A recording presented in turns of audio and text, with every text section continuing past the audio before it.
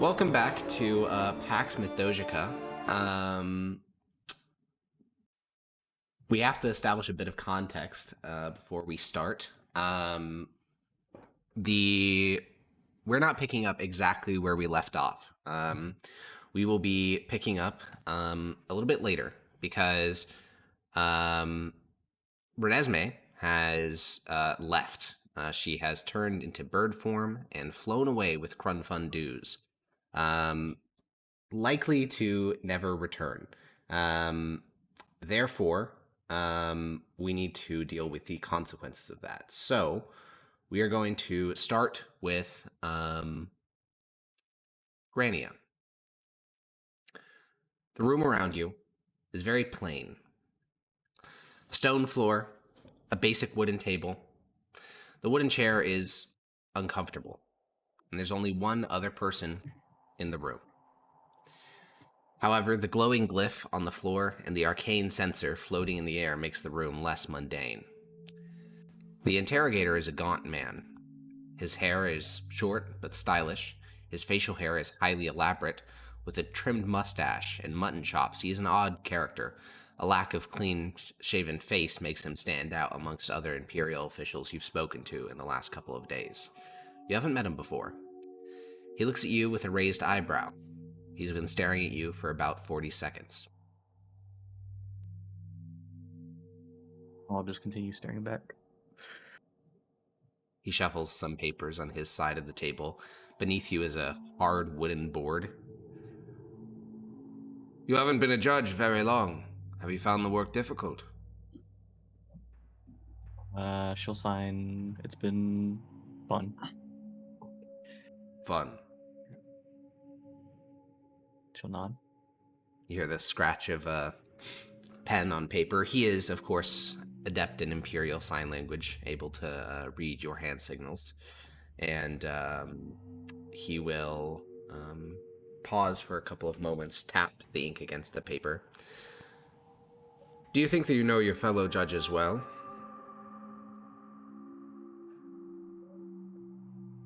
She'll sign. Like you mentioned, I haven't been around long, so I don't particularly think so. Have they ever done anything that has made you suspicious of them? He will notice a pause here, and then she'll sign no. He scratches something onto his paper. What were your first impressions of your fellow judges? He will sign, or she will sign. Most of them seemed friendly. Couple of them didn't seem like I'd get along with them as well. We had very differing viewpoints. Had any of your fellow judges ever indicated a dislike of the Imperial government? She'll sign immediately no. If anything, they seem like they loved it. She wouldn't hear them fucking shut up about it. He'll note something down on this piece of paper.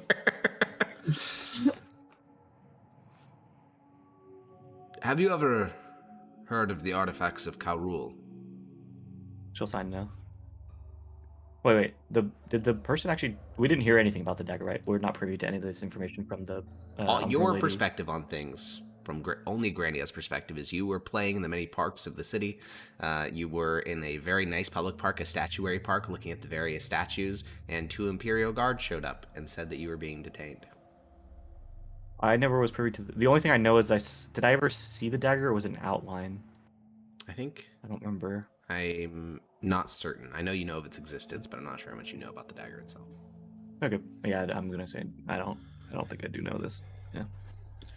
Have you heard of your fellow judges ever retaining cursed objects?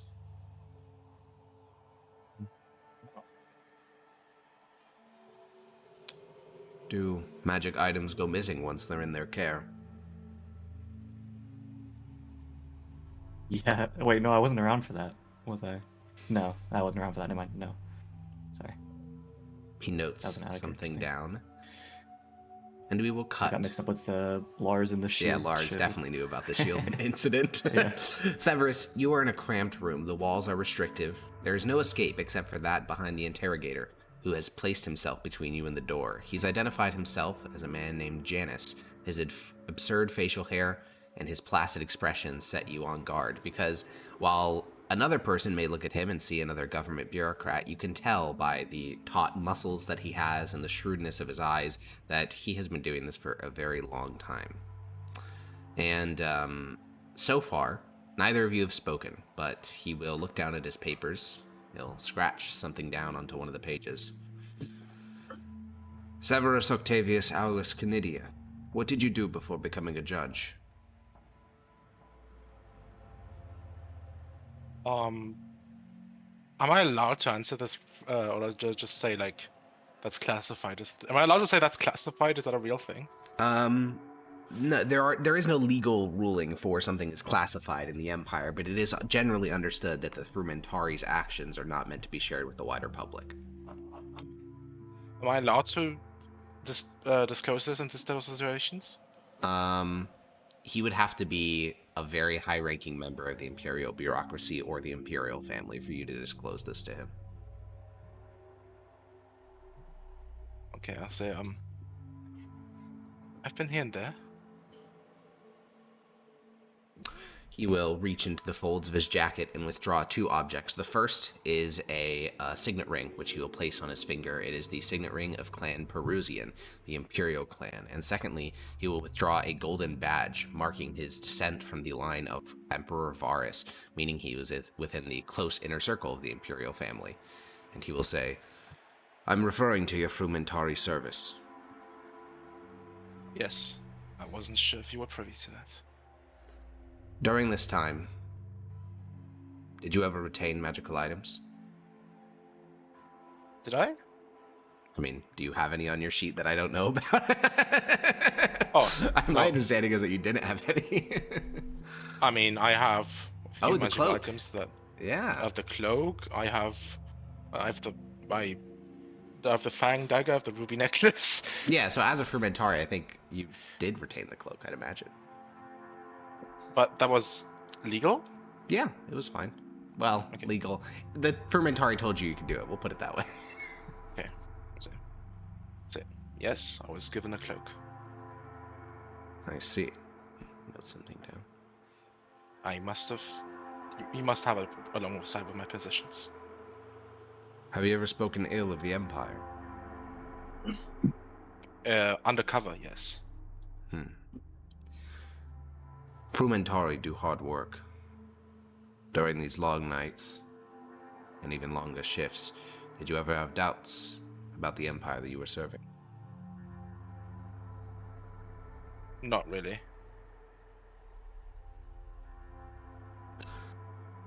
If the investigator rolled an insight check, what would he see? Not whether you're telling the truth or not, but what is Severus's body language in this line of questioning? He's had his doubts, but like about all of it, but never very seriously. Just like the regular hesitancy you have when something bad happens and you think, was I complicit? Yeah. Like, I'm not entirely emotionless, basically. When did you first meet Judge Zednius? Must have been last year. Have you known him to be a faithful servant of the Empire? Yes. He notes something down. Have you ever heard of your fellow judges ever retaining cursed objects? Retaining as in permanently? No. And what of magical items disappearing while in their presence?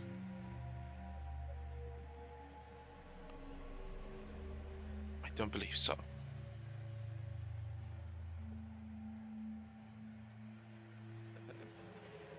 You will think for a couple of moments, scratch something down on the page. I'm very clearly lying about that last one. Correct. If you can, like, yeah, read me also, very well. yeah. It's not just reading you. There's a glowing glyph on the floor, which, while you don't know exactly what it does, since you haven't seen that spell before, I think you would make the assumption that it's doing something. One would imagine. Zone of Truth? Clearly not, because if it were a Zone of Truth, you wouldn't. Because I wasn't lie. allowed to say that. But it's something. He'll nod and say, let's move to the dagger. What were the properties of Crunfundu's? An abridged version, if you would. It was a magical dagger possessed by a spirit, a dwarven spirit that was once captured and tortured by by Calrul himself, I believe, and then turned into this dagger. He used to be blacksmith, and the dagger is of exquisite make, far beyond what any common weapon would be able to produce in result. Were We you know that the dagger aware? is able to communicate with the spirit. Were you aware upon your initial handling of the dagger that the object was cursed and slated for destruction by the Department of Faith? No, I I knew that my fellow judges had taken on a job to acquire it. I don't know by whom, and I don't know how they came to acquire it.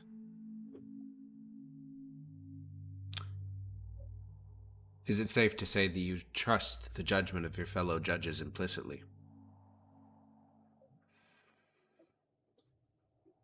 Some more than others, but yes. Final question. You refer to Zenius in other proceedings as a brother of sorts. Where does this familial connection come from? We had the same mentor in the Frumitari. Ah. He scratches something into the page, and Though we were taught separately. we will cut to Maximus. Maximus, you feel naked without your armor. The room is chilly, and the flat wooden board you are sitting on is incredibly uncomfortable. The man across from you resembles a high-ranking officer. He has that air of command and a little bit of superiority. And the two of you That's about right. have been sitting in this room for nearly 10 straight minutes, neither of you speaking. You know better than to speak before being spoken to, and he seems to be analyzing the fringes of your mustache hairs. You don't know what else he'd be looking at while he's staring at your face. There is also your service record on the table in clear view of both of you. It's more so halfway between each of you. It's a short document, talks about your time as a centurion. There are no ill marks on the document after Tullius did his work, but that object has been looked at quite frequently throughout the last 10 minutes, and eventually the interrogator will speak up. Let's talk about Lady Umbra. How did you first come into contact with her? I was told that a worker in the Department of Magic was seeking judges to acquire magical items for her. Did she mention anything regarding her past? No? Scratches something down on the paper. Did you ever see her produce any Imperial identification? Did I, Alex? I don't believe so. No? She was in the Department of Magic? I didn't think it was necessary. Did you have any reservations or suspicions regarding her? Not particularly. He'll nod, and as the room returns into silence for probably another 10 minutes, we will cut to Zednius. Classic. Zednius, you sit in a plain stone room with a glowing glyph on the floor, and our Do I recognize this glyph? yeah, roll a I do Arcana believe check. it.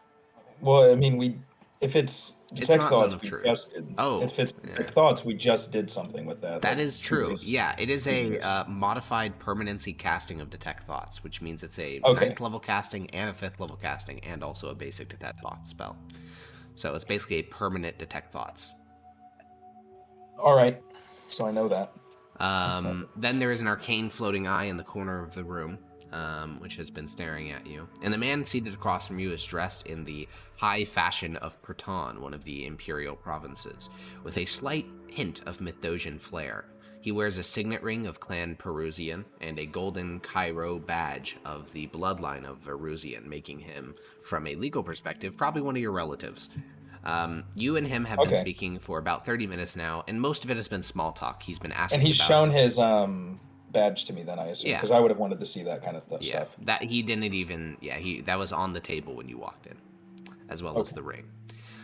You've been talking for about 30 minutes now about small talk, about Tortio Poste and the war and how you were recruited into the Frumentari. It's been pleasant enough. He's introduced himself as Janus. And after you've concluded telling him about how you originally joined the judges and some of your first expeditions there, and he'll say, well, on the topic of your early service as a judge, what originally interested you in the artifacts of Kalrul?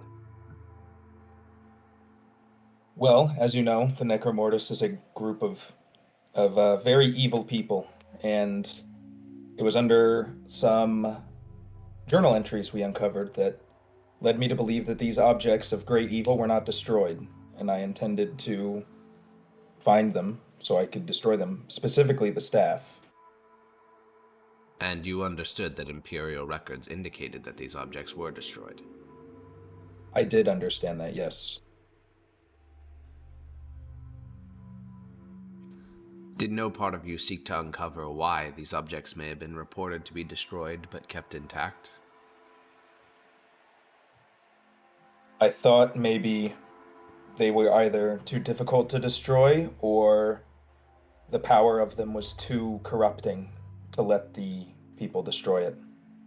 He raises an eyebrow. You think that the Shield of Calvenza could have been corrupted by greed? I failed to find any other reasonable explanation.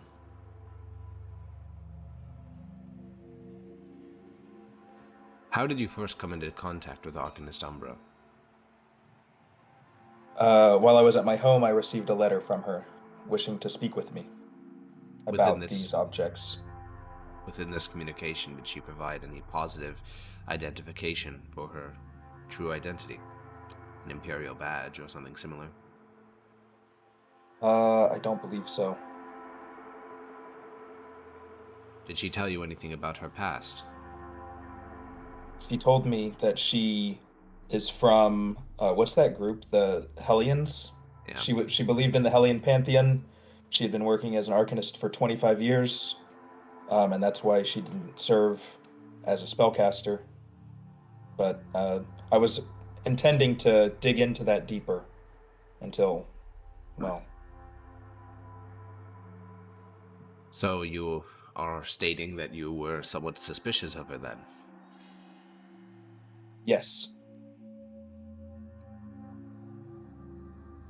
Have any of your fellow judges ever critiqued the Empire? Not to my knowledge. I was thinking for a minute. Since it's Detect Thoughts, I was thinking of Grania, but then I realized that I have no idea what she says because she only signs. Yeah, you just vibes. She gives you sussy vibes. Yeah, the interrogator will nod. And have any of your fellow judges ever indicated a desire for things to change within the Empire? I'm thinking... maybe sort of like a return to strength. But not anything of like revolutionary purposes, if that's what you're leading me to think. I'm not leading you anywhere. What are the abridged properties of Crunfundu's? It is a copper/mithril dagger, enchanted, and imprisoned within that dagger is the soul of a dwarf that was tortured by Kalrul and served him as his master. The wielder can communicate with this spirit, and that's essentially all I can think of. Yeah. Did you ever speak to the spirit within the blade? I did not. Did you understand that it was a desecrated and cursed object before you recovered it? I did not. He will reach into the folds of his robes and withdraw a familiar piece of paper. It is a copy of the contract that you signed with Lady Umbra. You don't know which copy this is because you still have yours, and maybe it's Lady Umbra's, but he'll place it on the table. This is your signature, correct? Yes. And you signed this while in a clear state of mind? Yes. Was it your intention to fulfill this contract upon its signing?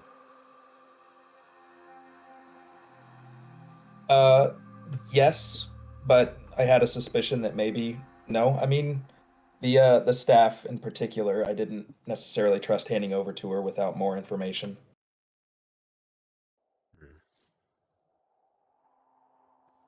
Because I know that the Necromortis is, searching for this staff.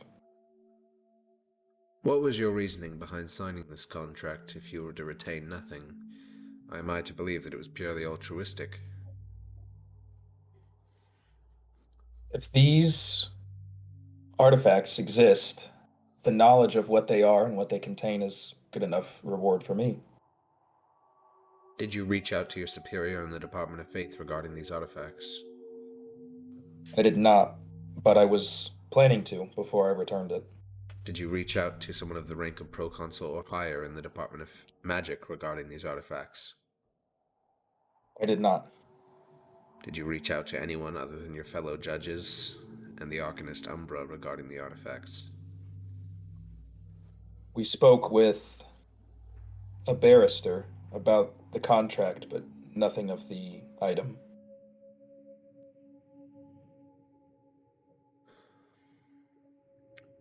How did you recover Grunfundus from its resting place? We searched what was that place that we searched? The library, the scrolls That was and all the that. archive of the Great Department of Faith. We searched the archives of the Great Department of Faith to find the final resting place and belongings of what was his name? Thornfinger? What was it? Hellfinger. He got very Hellfinger. close. Yeah. Okay, of Hellfinger. And then we located the body, dug him up, and recovered the dagger, returning all of the adamantine and all that with his body. Do you think your method of recovering Grunfundus is morally acceptable?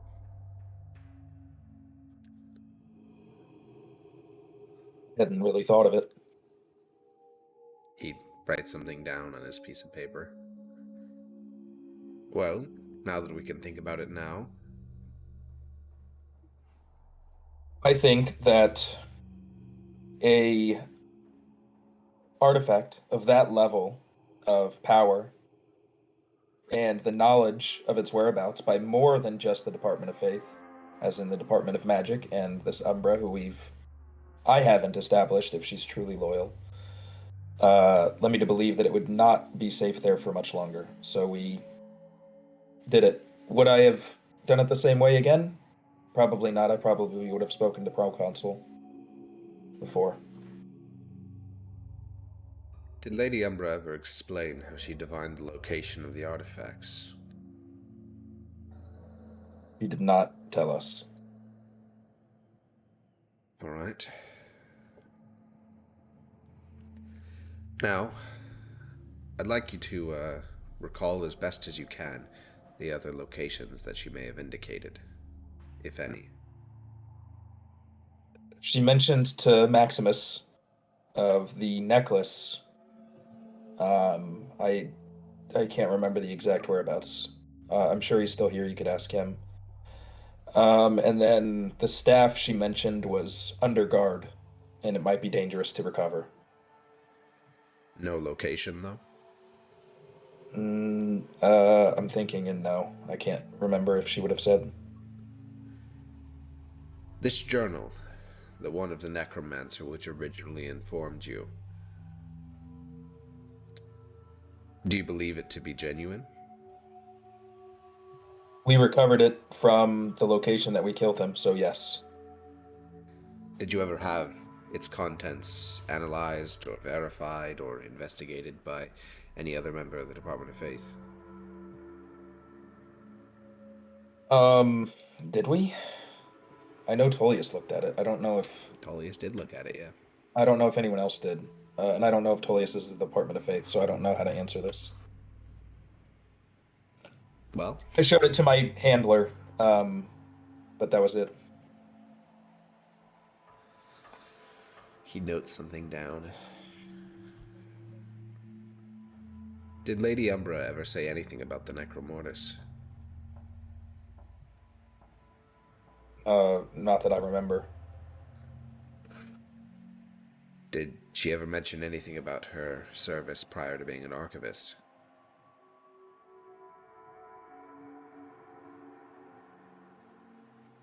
Not that I remember. Did she ever indicate her proficiency in the school of necromancy? She did not. But she did have that interest in the staff. He will lean over the table and sort of press his hand against the glyph on the floor, or lean under the table and press his hand on the glyph on the floor. His eyes start to glow a bit. He leans back up, the glow sort of still residually hanging in his eyes, and he'll stare at you. Did you know that Lady Umbra was an agent of the Necromortis?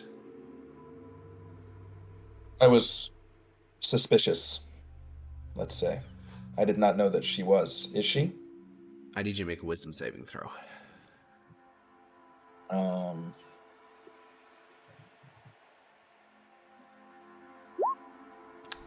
You feel as you've had detect thoughts cast on you before. I believe you've even had someone go rooting around your thoughts before.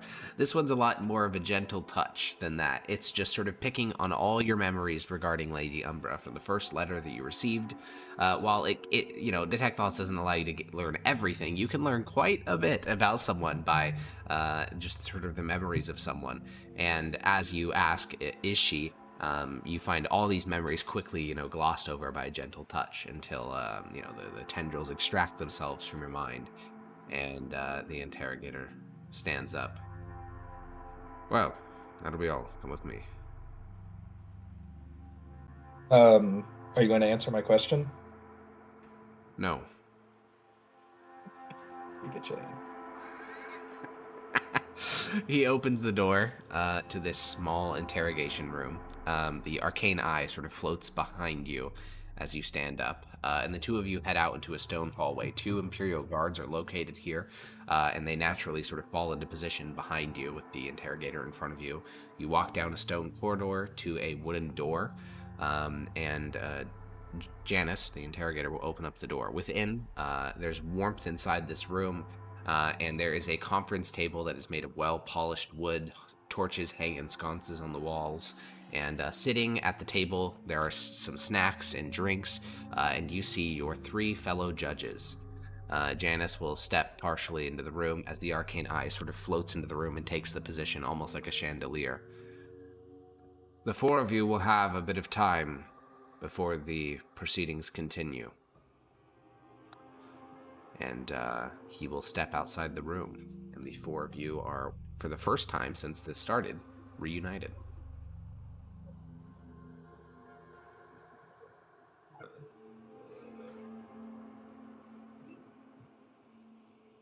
Did they ask about Umbra to you 3 as well? Yes. Umbra. Because that would be a no. You. She's the woman from the Department of Magic that gave us all these leads. How did she contact you, by the way? She didn't. I found her. Oh. Yeah, like I said, we made a lot of money the last time we went hunting for archaeological sites. I wanted to do that. Someone in the Department of Magic told me she was looking for judges to go to sites and get things for her. Pretty easy. He led me to believe that she might have been an agent of the Necromortis. Did he do that with you? Oh, what? No. Good lord. He asked me if I knew her backstory, her past, how she contacted me. He asked many questions about how I knew her. Apparently, she's proficient in necromancy. That would explain her You interest. signed a contract to hand over a bunch of necromortic items for free to a necromancer. You know he wouldn't have done that. Contracts are words. Indeed they are. It's just funny. I know you didn't do it, on purpose. It's just We were funny. planning on researching her, but we got sidetracked with the artifact. Oops. Where's Renesmee? Do we know that she left, right? You do, Yeah. yeah. Everyone Oh, else I do? was, yeah, because everyone else was gone. She just gone. Well, Maximus, I told her that you were still intending to talk with Umbra about us, and she fled with the item. I haven't seen her. I can't contact her. She fled. That would explain why we're all arrested, right? Why would she just Yeah, up and I leave? suppose it would. As also Maximus Heating for the first time confirmed she had an item. Yeah, true. And so, she had it. You all Yes. sat there and insisted to me that she didn't have it for God knows how long. And she just had it. We were afraid of what you'd do if you knew that she had it.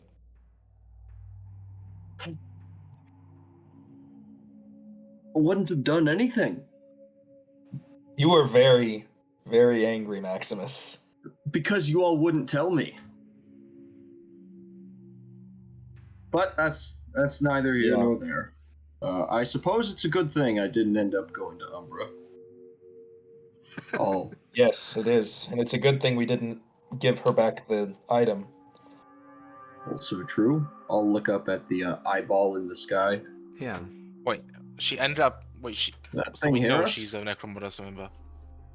Oh, Umbra. I missed what you said about her. Do we know she's a Necromortis member? He asked me straight up, did I know that she was an agent? Oh. But then I asked him to confirm that she was, and he wouldn't, so maybe he was gaslighting me, if that's a word in Pax Mithdosica. Gaslighting. What is that? How mysterious. He was oil lanterning you.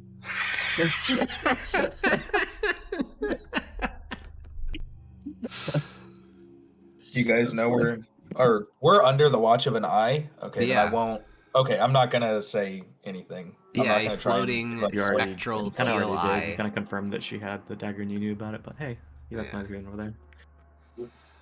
Did he stare at... Oh, I suppose none of Well, you he have facial detected. hair. Yeah, I mean, yeah.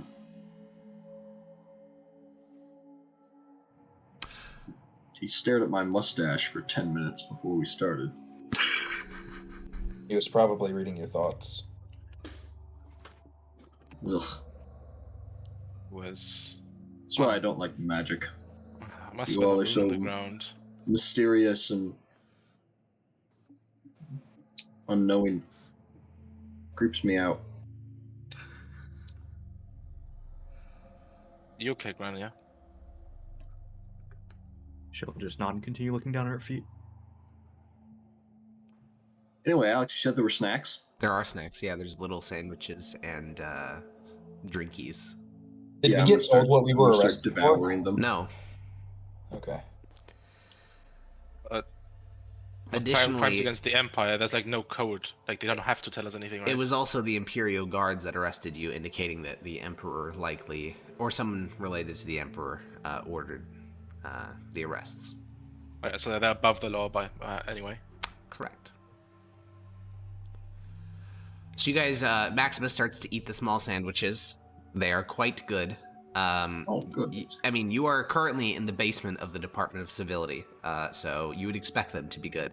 The Department of Civility are perhaps the most ostentatious. Well, maybe Department of Coin is a bit more fancy, but regardless, the Department of Civility is very fancy with their etiquette and stuff, so they're going to have good little sandwiches because, you know, their reputation would suffer otherwise. So you enjoy the tiny sandwiches and Yummy. the various drinks at the table, some wine and some coffee, some tea. Stick And with coffee. the time continues to pass. There's really no indicator of how much time. The eye unsummons itself, like it just sort of folds in on itself and disappears after what feels like maybe 30 minutes, 40 minutes. It's unclear.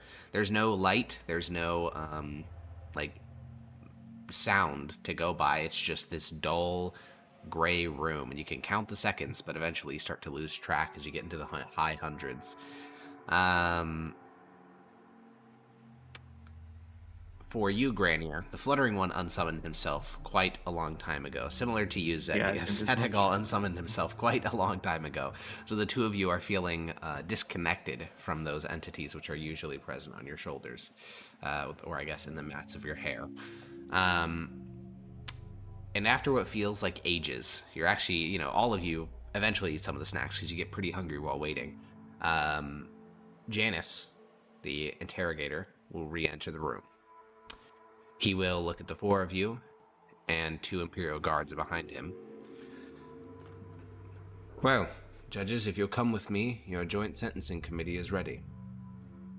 Uh-oh. Well, Shall we? that's Stand quick. up. I already stood up and walking towards him. We You get to guys- choose our method of execution. He Huh. just looks over at you. I'm He says joking. nothing, though. You guys head down the hall. Imperial guards take up the rear. You guys have been stripped of equipment. We talked about Maximus missing his armor, but that applies to all of you, and they are very thorough. You have none of your weapons, none of your magical items, none of your armors. You have been essentially reduced down to normal people.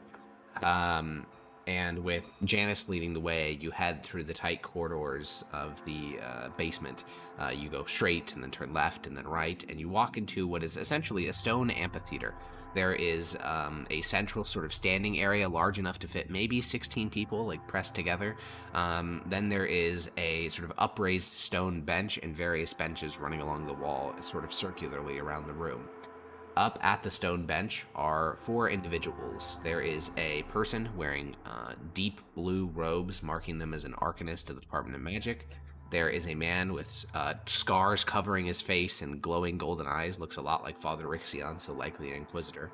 There is a man wearing the fancy poofy wigs of a praetor, basically a normal judge, not a fancy judge like you guys. And then a bureaucrat of the Department of Civility. And then lastly, Janice, the man who brought you into this room, will walk up and join them at the stone bench. And as you see the 5 assembled people, I think you realize that every department except for that of war, including the Imperial clan, is represented on that bench. And the Inquisitor will stand up and he will say, "Judges, this joint sentencing committee was formed at the expressed request of the Emperor. Praetor Perusian has concluded his investigation and given his comments to the committee regarding how we should treat this incident. We have also consulted with character witnesses for each of you. But before I continue, I wish to make it clear the severity of what has taken place here. An agent of the enemy has infiltrated the Department of Magic. From this position of authority, she coerced an entire party of Imperial judges to do her dirty work, including the recovery of a legendary artifact thought destroyed. If it hadn't been for disagreements regarding the handling of the artifact, then 3 or 4 additional artifacts may have been acquired by this enemy. Then, within less than a day of each other, an Imperial judge and this agent of the enemy went missing before they could be apprehended. While we cannot prove a connection, it seems obvious now that there is something there. None of your testimony has proven helpful in the capture of the rogue judge, the agent of the enemy, or the recovery of Crunfundus."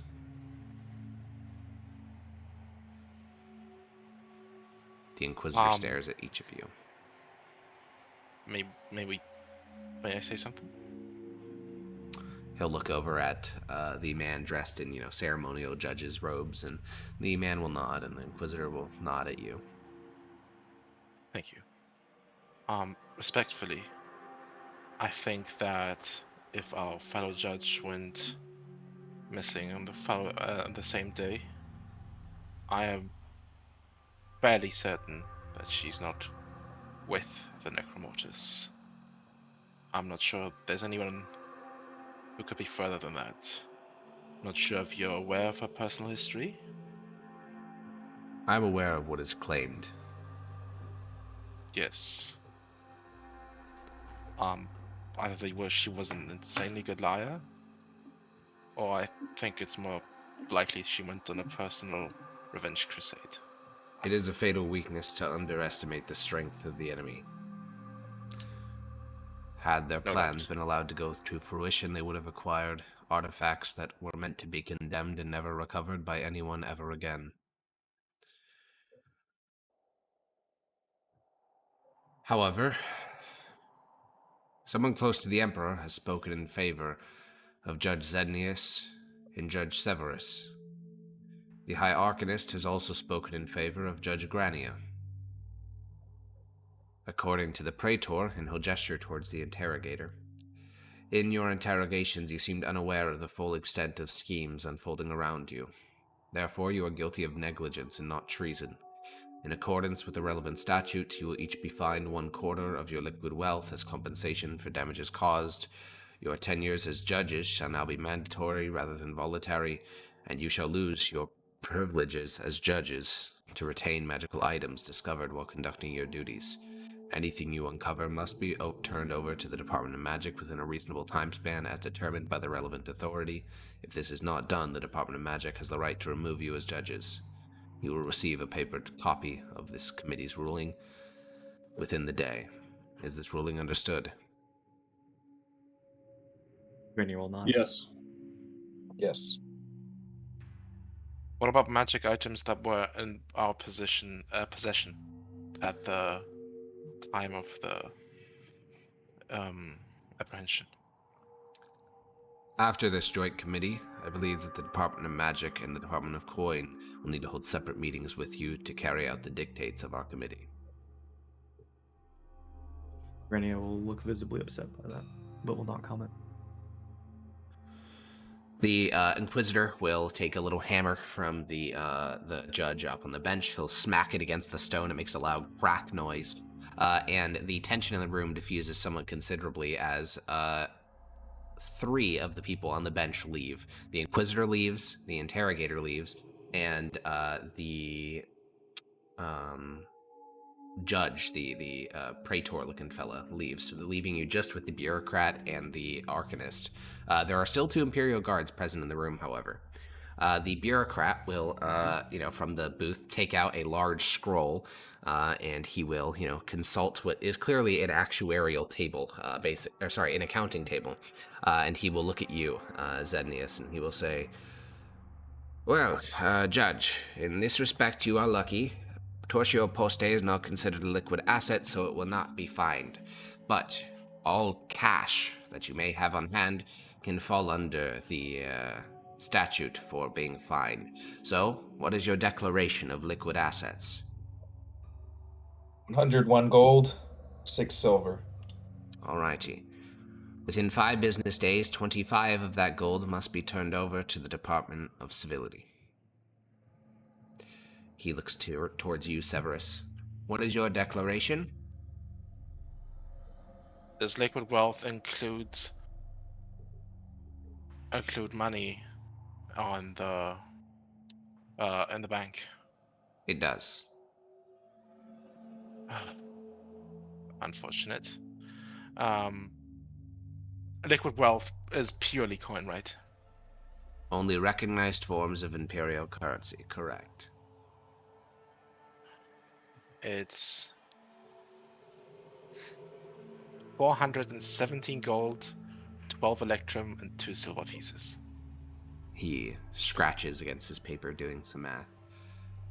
You will pay a sum no smaller than 120 gold pieces to the Department of Civility within 5 business days. Is this understood? Sorry, but that's higher than 25%. Correct. Since you are paying in gold pieces, a surcharge is being tacked on. Okay. Judge Maximus Titus Gaius Ignia, what is your declaration? I will have to bring a paper out for this. Yeah, where even is your money? It's on Mickey. Oh, I see.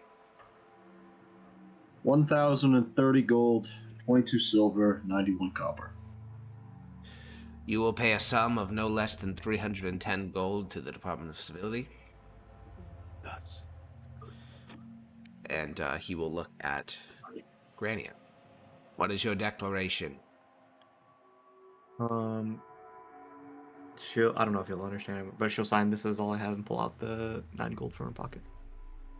He blinks and looks at the Arcanist next to him. The Arcanist looks at him. He will look down at you. Is this judge indicating that they possess only 9 golden dragons? She'll nod. And then she'll sign. How much do you need from this?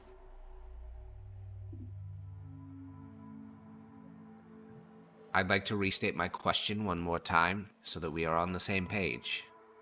You are stating that the only assets that you possess to your name are 9 golden pieces. He had. She'll She sign had back Judge yes, Renesmee like she's handle confused the by him rest. asking again. I'll chime in. She didn't care much for money. She had Judge Renesmee retain her piece. The beer cat seems as confused as Grania and will just note something down in the document. And he will say, all right, you will pay a fine of no less than 3 golden pieces to the Department of Civility within 5 business days. Is this ruling Attempts to hand understood? him the gold. He will look at it in confusion and say, you must pay that to a bursar within the Department of Civility. She'll look back at the party confused. We'll take care of Not it. now. We'll show you. Okay. She'll put the money away and walk back. The bureaucrat will strike a couple things on his column.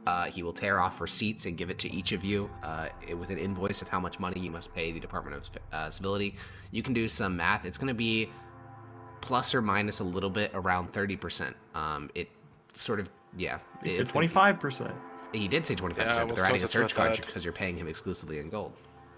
Oh, okay. I don't mind paying him in other shit as well. If you have thousands of pence, that is the preferred form of payment. Because then Oh, they he don't wants have to just go, pence. Because then they don't have to go through Strange. money changers. Fuck them money The changes, Imperial dude. family. They're not Suck the a Imperial dick. family. This is the Department of Civility, okay? They do have to go through money changers. So, Well, boo-hoo. Not our problem. Skill well, issue. now it is. So Yeah. the bureaucrat will I leave hope you with the your receipt, receipts. the receipt says like a large red stamp for just scammed at the bottom. And You so can put all it that on there. remains is the Arcanist. The Arcanist has a couple lists with them. And they have not spoken throughout the entire proceeding. But they'll first look at Zednius. Or I guess they'll look at all of you. It's a woman. She's in her like late 50s. As I said, deep blue robes. Well, when all of you entered the Department of Civility buildings, each of your items was identified in an attempt to determine what magic you may possess on your person. As the Inquisitor indicated, your magical items are being reviewed on a case-by-case basis to make sure that you are not retaining anything that could be considered corrupt or desecrated. There are some items that are in the possession of some of you that I do have questions regarding, though. She will look at Maximus, and she Me? will... Okay. Yeah, you. She will say, from where did you acquire a cloak of protection? Oh, fuck. I think I... Alex, I think I bought it, but I'm not exactly sure.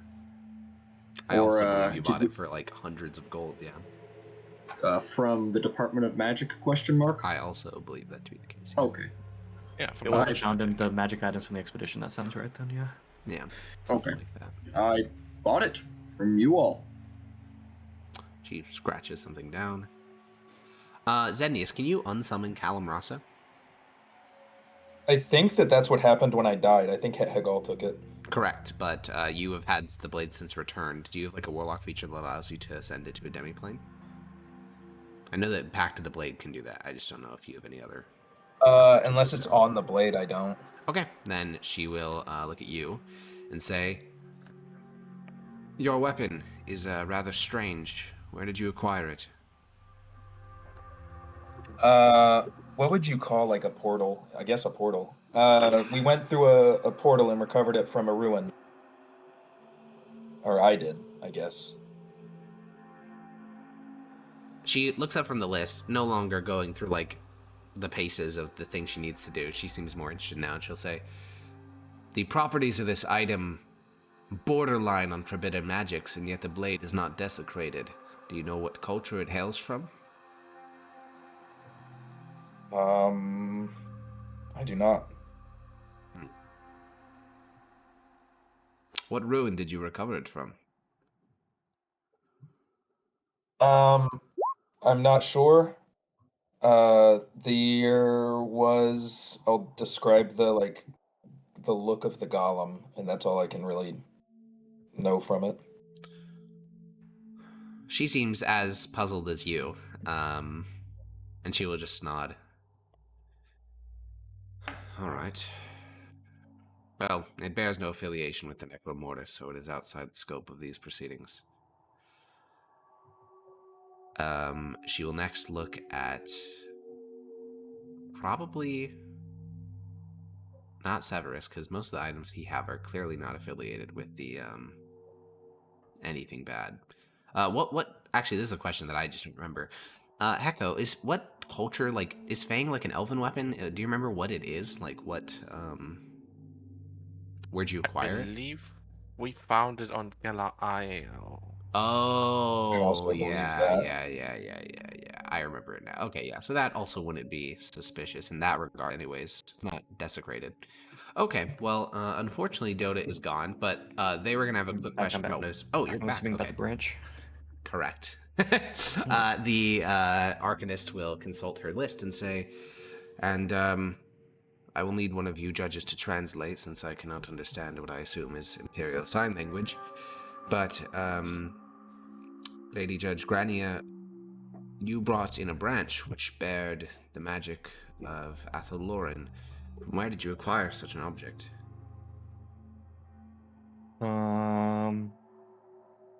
Fuck. How would she even say this? Melty. Luckily, you have the benefit that, you know, you can It's just a filter very through slowly Severus. sign while you think. Yeah. Spell it out letter by letter. I guess the simple answer would be she'll sign my mother. The Arcanist Said- thinks for a moment and she flips through a page on her little table.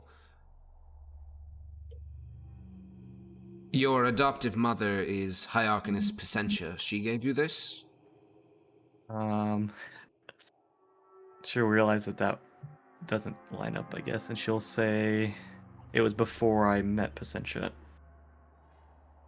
During your service in the village of Pelty as a hedge witch? She'll nod. Pelty possessed magical items. She'll seem confused by the question. The Arcanist seems more curious, but she is recognizing that you are, she's going a bit beyond what her particular job here is. So she will nod and say, well, it bears no desecration. As far as the Department of Magic is she'll sign. Can I have it back? Severus, I assume you translate. I'll just say, she's wondering when and if we're allowed to retrieve our items again. Well, as far as the Department of Magic is concerned, you all displayed a criminal negligence and a distrust for our department in regarding how magical items should be treated. So, remember, as the Inquisitor stated, you no longer have your inherent privileges as judges. Any magical items you recover, any of them, must be turned over to the Department of Magic. In the event that we find no use for them, they'll be returned to you, but that is unlikely. As for going forward, your items will be returned to you. All magical items are currently in the possession of the Department of Magic. You simply must go there with this receipt, and she will, write up little slips for each of you containing a list of all the magical items that you turned over. And for the rest of your mundane artifacts, I believe those will have to be recovered from the Department of Civility. Boy, bureaucracy simulator. What is Do Granny's you have receipt receipts for those too? She does not, no. What does Granny's receipt say exactly? It says magical branch. Okay. That's what almost all of them say. All of your objects are like a descriptor of the item, not like its official name or whatever, because they don't know that. Is my mithril stuff included on there? No, it's not magical. Okay. Oh, mithril isn't? No. It's just a strong material. I thought that Mithril was able to deal with stuff that could only take magical damage. And it can. Correct. It Is can. that wrong? Oh, okay, but it's not magic. Not considered okay, magical item, yeah. Okay. It's a magical metal. Gotcha. Yeah, so you guys will we can skip a bit forward because you have to go through the Department of Civility, and then you have to fill out basically an acknowledgement that you are guilty of the crime of negligence. It's not really like a thing of like, oh, I can contest this. It's just you are. It is what it is. You can recover your magical all your items from the Department of Civility, the Department of Magic, without much trouble.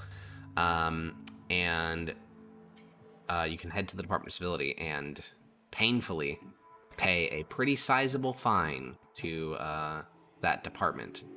The fine is for the charge of criminal negligence. So let's go. Let me find the exact numbers for each of you again, because I forgot what they were, but luckily it's Matt.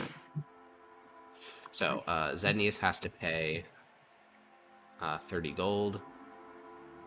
Severus has to pay 120. 120. You said, sorry, I was. Which muted. I You just said did. 25 in the meeting. Yeah, it would be 30. I don't know if you undercut on purpose, but you did say 25. Nah, it's 30 gold. And then for Um, Maximus, it was 3. Oh, we already removed it. Perfect. And then Grania, Yeah, it was you have to pay 310. a crippling fee of 3 gold pieces. It's over. Oh. It's so over. How can I ever financially recover from this? Yeah, I mean, It's 1/3 of all my money. yeah, exactly. I know, it's supposed to be 1/4, but that's 1/3 because they increased it by 5%. So Grania is over party. Well, all this takes the better part of like an entire day. But it is like late in the evening, maybe even early in the morning the following day, as you all exit the labyrinthine corridors of the Department of Civility and Magic and everything to reacquire objects and pay those fines. And you are left with a pretty nasty consequence, meaning that any magical items you recover, you're supposed to give to the Department of Magic. Additionally, your reputation is impacted, primarily with only 2 bodies. While the Department of Coin and Faith were there, they don't particularly care about that proceeding because, as far as they're concerned, you guys just got hoodwinked and you're being dumb, not like malicious. But the Department of Civility and Magic are a bit more angry at you. So you guys lost 2 reputation with each of them. Which is You're being... up that Bowser's a Department of Magic that fucked up and let this Umbra woman have like a license and practice. They're having problems, yeah, but Yeah, that's I not your sure- problem to deal with. I sure hope so. I'm just mad I got yoinked. Okay. Yeah, Well, whoever 120K. hired her is probably being interrogated much more less pleasantly right now. Ooh. Yeah, because I mean they hired a Necromortis agent. And I think you guys if are there's finally able to nothing take a deep Fucked breath. up the background check. Didn't check the LinkedIn. I can't. Oh no! If there is nothing preventing Grandia, she's going straight to pick up the branch. Yep, she is. Wait, yeah, what did you say the can Department come of over your Magic stuff. is getting? They're getting in trouble for that because they hired a Necromortis? They hired a Necromortis agent. Yeah, of course they're getting in trouble. for Someone that. is. Fucking... I would, if we were to No, have no, actually fucked had up. the time to look into it, would we have found hints or clues? Yeah, so she had not been an archivist for 25 years. She had showed up in Imperial records that were falsified that said that she had already done her service, but she hadn't. Okay. Basically, there would have been a lot of indiscrepancies, and I think even one of those would have caused you to, like, Yeah, not and trust her anymore. Okay. Can I say the obvious? Her name was fucking Umbra. It can't be more She wore shady. green. You didn't see her picture either. She Her name wore was green and she Umbra. looked evil. It's literally shady. I was very never important actually question, planning on actually. giving her anything. Very important question. Did I lose my counterspell scroll because of this? Your counterspell scroll? I Why got would it you from lose that? her, didn't I? Yeah, but it's not like it's not desecrated. They're not gonna take your shit. Was it on the receipt then? Yeah. I just didn't Okay, realize okay, you okay. had it. Making Yeah, I sure. wasn't trying to cuck you out of your scroll. No, you're good, you're good. So it's just No, white actually, 0.5? going. No, they did weigh basically nothing. They're just paper. Okay. But yeah, so I mean, this is just the Umbra. I think someone said it last session, but basically the Umbra thing is just going to be another piece of ammunition between the Department of Faith and Magic fighting each other constantly. Because now the Department of Faith can be like, oh, well, you let a Necromortis agent join, and Department of Magic be like, well, you guys killed like 5 Centurions who are loyal to the Empire. So it's just gonna, fuel that ongoing And also throw back debate. with, well, your judges helped out this. Yeah, true. Yeah, your judges helped Lady Emperor. Yeah, they were being dumb as Well, fuck. but you guys they got smelled. convicted of negligence. We didn't Yeah. help her at all. Yeah, Why did well, we help her? as far as the Besides- Empire is So she- concerned, Renesmee She left knew the where all same these day. things were, though. And she Yeah, said that's that- why we need to get that necklace. They didn't ask about the necklace. That's because they're just gonna go get them. Okay, good. Because Okay. within actual, I mean, they kind of hinted at it in that conversation, but the Imperial family knew that those items still existed. But as you correctly surmised, they can't destroy them. So their hope was to just keep them buried in places that are completely unmarked, so that they were never found again. But that clearly didn't work. Umbra knows we're Yeah, all they're just going to go get Correct. them. So they have to go recover them all again and then put them somewhere else. A long while ago, Renesmee, Severus, Maximus, and Zednius, the Mhm. 4 of them, went and opened a joint bank deposit Yeah. box Yeah. for that insane the wand of commanding or something like that. Yeah. It'll never be opened. Yeah. Yeah. How do we deal with that? It'll be We're seized gonna by have the to heist that government. one bank. What do you mean seized by the What if- government? Because it was part her asset? Yeah. That's cringe. I was expecting something much more than that. That's cringe. What else am I gonna no. say? Joint bank account with anybody anymore. Well, Who knows I mean, the next one to fucking defect? yeah, but I mean, to be fair, you did make it off pretty scot-free for having almost given. Yeah, they didn't even legendary. tax my estate, so I'm okay. Correct. You're Yeah. actually the most chill. You lost almost nothing in this because Yeah, they I only was kept worried they finding were good gonna wealth. like fucking start fucking yoinking his. Yeah, I will say furniture. that the magical item debuff is actually not good because it means that Yeah, of unless you guys course. are given a magical item, you are not going to get any more for a long time. Surely we can re-earn the trust. Is that how that works, lol? Yeah, if pull you some guys, strings if you with guys Tullius. improve your reputation massively with the Department of Magic, then you could probably renegotiate. But Or they just never find out about it. Wait, what happened? Terrible idea. What are we renegotiating? well, there were The, 2 the punishments given allowed to you magic guys. items again. Yeah, the first was the Yeah. fine. The second one was Oh. the magical item thing. Yeah, we Read should- it. All Big up future odds. magical Big items ups with the found have to Department go of straight to Security. them, and if they determine they have no use for it, they'll give it back, but more than likely they'll just keep it. So Yeah. pretty We much might have lost all- like Yeah, but it's 500 even gold scrolls? total, but Everything. that was bigger. Yep. If it's magical, we From give here it on to out. them. Yep. Well, okay. I might misplace some of the things we find. I don't know. Okay, that you can no. do I that, put some but malicious to be clear, you are compliance. talking about fraud.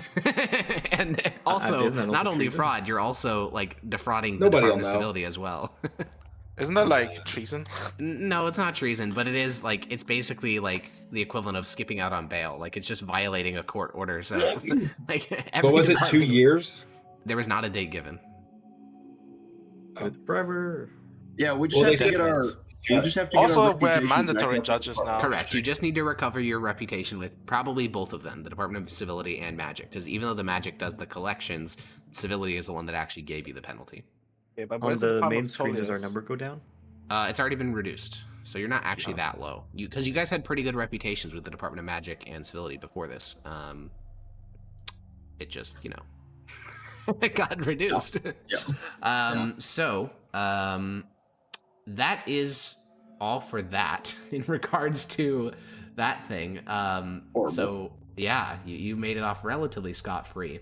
I will say, I don't know if Maximus would have caught this in the moment, but Grania had the High Arcanist speak up for him For her, sorry. Oh Zednius and yes, I did Severus catch had. that. Yes, Yeah, I and did catch Severus and that. Zednius no also one. had someone speak up Polius. for them, but no one spoke up Yeah, for you. no one. Yeah. Yeah, I did catch that. That's kind of spooky because if you get committed, like if someone charges you with an actual crime, you're fucked. I at first thought when you said that they were gonna remix Miss Hard for this. Scary. if- I was worried he was in going a to lose the different senatorship. timeline, it would have been very easy for him to get in trouble. It's just that he was literally the one that was like going to report it through official channels, which is actually what you're supposed to do. He just talked to the wrong Hold person. the phone, but, okay? Yeah. Yeah. Severus was only slightly complicit. Yeah, so he didn't get in trouble other than a fine. None of you were charged with serious crimes, okay? Negligence is about the nicest they could ever be for this, what have happened. If you guys So how were did we- citizens, do we know civilians, how you'd all we be got- executed. How did we even get caught? I guess. The Okay, Emperor so what would have happened ordered is, us to get- yeah, so Renesmee flies away. Then, Umbra would almost immediately learn that because she was actively monitoring you and Renesmee with magic. And then Umbra would realize, oh fuck, that's my dagger. I need to get the fuck out of here because I don't know why she did that. Like, shit's getting weird. And so Umbra, boom, teleports out.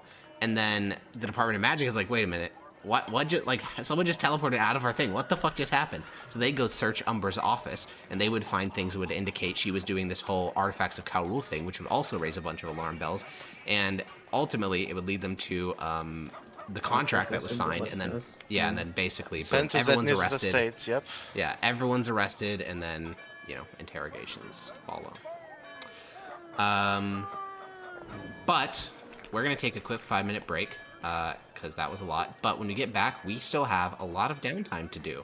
And also notably, your boss was never involved in that proceeding. He didn't speak in your favor. He didn't speak against you. He didn't even show up to your potential he know about it? sentencing.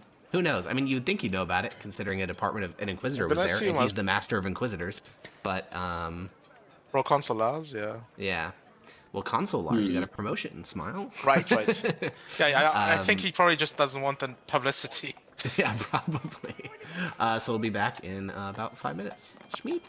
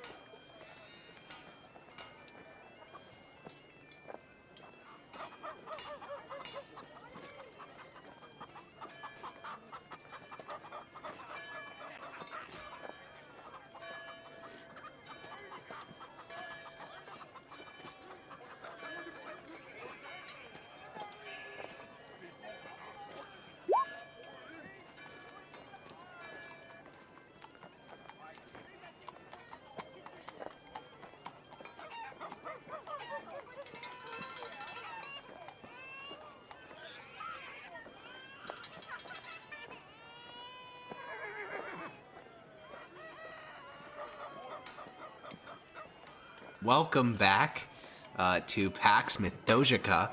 We are going to do some downtime now. Hopefully, we'll get fully, wrap it all up. As a reminder, the reason why this downtime is happening is because the Department of Faith is engaged in an interdepartmental squabble at the moment and doesn't know what to do with you guys because they're having problems. So we're just going to continue to a unspecified date. I have it written down, but obviously you don't know when that will be. We're also going to burn through weeks pretty quickly here if there's nothing specifically anyone wants to do. So I'm gonna tell Peach through a dream that it was Umbra and she's in danger. You will be unable to contact Renesmee. Oh no! Anyway. Well, I'll try every month or so. Wait, let me check the dream spell real quick. I don't think there needs to be consent established. No, that's not why it wouldn't work. Yeah, Oh. it wouldn't work. It's good. Okay, because she's probably in a different plane. Who's to say? Okay. The plane of copium. Jesus Christ. All right, well, we'll start with 2 weeks of downtime. Maximus, in the next 2 weeks, is there anything that you would like to do? I have one question. We get paid as judges, right?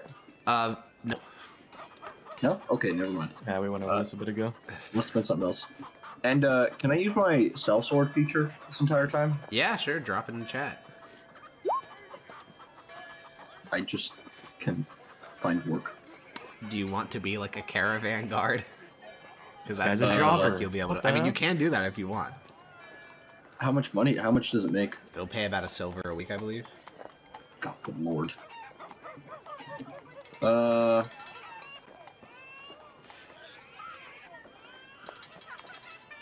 Can I also do that in trained unarmed strikes, or are those mutually exclusive? I think that if anything, it would actually help you train on armed strikes because you'd be punching people. Oh, sick! Let's go! Yeah, let's do it! Okay, cool. Yeah, so for the next 2 weeks, you find various merchants around the city who need bodyguards, and a judge gets a slightly increased surcharge, so you can get like 3 silver a day instead of 2. Oh, fuck yeah. So with 2 weeks, you can get 4 progress in unarmed strikes, and you can get a total of 42 silver. It's also just good for acquiring lower level currencies. Yeah, absolutely. And you can get paid in whatever way you want. If you want to get paid in pence, they'll pay you in pence. Obviously, How they're much? paying you. How much pence is that? 42 times 840 pence. Okay. I'll take that specifically. Yeah. Yeah. I'll take 842 pence. Alrighty. Zenius, what do you want to do during the 2 weeks? A lot of what I was doing in the downtime before, which was look up how to help Hagal with like demonology stuff, and then also I started last session. I started learning Imperial Sign, and I want to continue that. Cool. That's sounds good to me. Let me pull up. I will let you know something, 'cause- now. If you want Brandon to teach you, you're gonna need to have a talk with her because she's not very. I was gonna have Severus talk to me. Okay, then that works. Yeah. Which Severus might- will I don't teach you know a if rate of it's super once great, per week because he but- has not expertise in the skill. Yeah, So it's just one. I'm still at 19 out of 40. Well, no, you get 2 Oh, because we're okay. doing 2 weeks of long rest. Oh, yeah, he can't even teach you. Never mind. Well, how much does a tutor cost? For Imperial Sign Language, well, you are a member of the Department of Faith. You can probably do it for free as a member Okay, of the Department yeah. of Faith. I'll Okay, do that. cool. Add 2 progress to that. I'll tag along.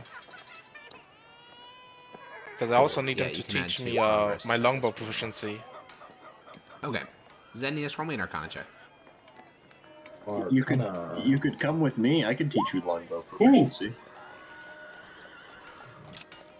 Yeah, but Okay. I want to stay close to Zenius. Oh, lame. Zenius, 'Cause we're going to cut to a scene of you. Uh-oh. So you are. Why did you say uh-oh? It's always bad. Why? No, it's not always bad. he's about to get assassinated. Okay, so you are in the Great Department of Magic. You managed to get readmittance in there since you are still a judge. You get a chaperone that follows you around now. So you have to, but you are researching arcane things, and you find yourself looking at a book that is incredibly boring. It is a list of all magical items that are officially possessed by every member of the Empire. It is a compendium, an omnibus, if you will, and it is constantly being updated as things come in from various Department of Magic outposts. But The reason why you're looking at this book is because you are looking for anything that may be similar to Het Hagal or Kalam Rasa. And as you are flipping through this book, just kind of mind-numbingly, like Het Hagal is on your shoulder because he unsummoned himself and then resummoned himself inside your booth. He is fully visible, by the way, so he's basically like ready to unsummon himself the second someone touches the curtain leading into your booth. And he looks for the viewers. Yeah, let me pull him. Drop him in. Yeah, just drag him onto the thing. I think I've seen the updated Het Hagal. Bloop. Oh, he's very small. Yeah, we can make him Oh bigger. god. Bloop. This is Het Hagal. Holy. He's a little tripod boy, a little tripod And he fella. can fly around. He's got little wings. That picture has 4 legs. No, one of them is a Oh, tail. you're right. It does have 4 legs. Oh, I thought one was a tail. I don't know. Either way, it's a tripod, and he's got little wings, and he's a little ball, and he's no longer amorphous. He will be reading this tome with you, and as you are reading through it, he will look at one of the passages with a bit of surprise. Your finger is hovering on a particular name, Piast Holyuk, which to you means fucking nothing. You don't know who that person is. But How do I spell that? I'm just gonna put it in chat. Piast Holyuk. It's a very Tibrashan name, incredibly brash. This indicates that in the year of 1252, a man named Piast Holyuk went to the city of Marsonia and purchased its entire vault of items, since he views himself as a collector. And there, in the list of items, one of them is listed as a black stone idol depicting a man, a humanoid, we'll say humanoid to be more accurate. A humanoid with one arm outstretched and the other one holding a curved blade.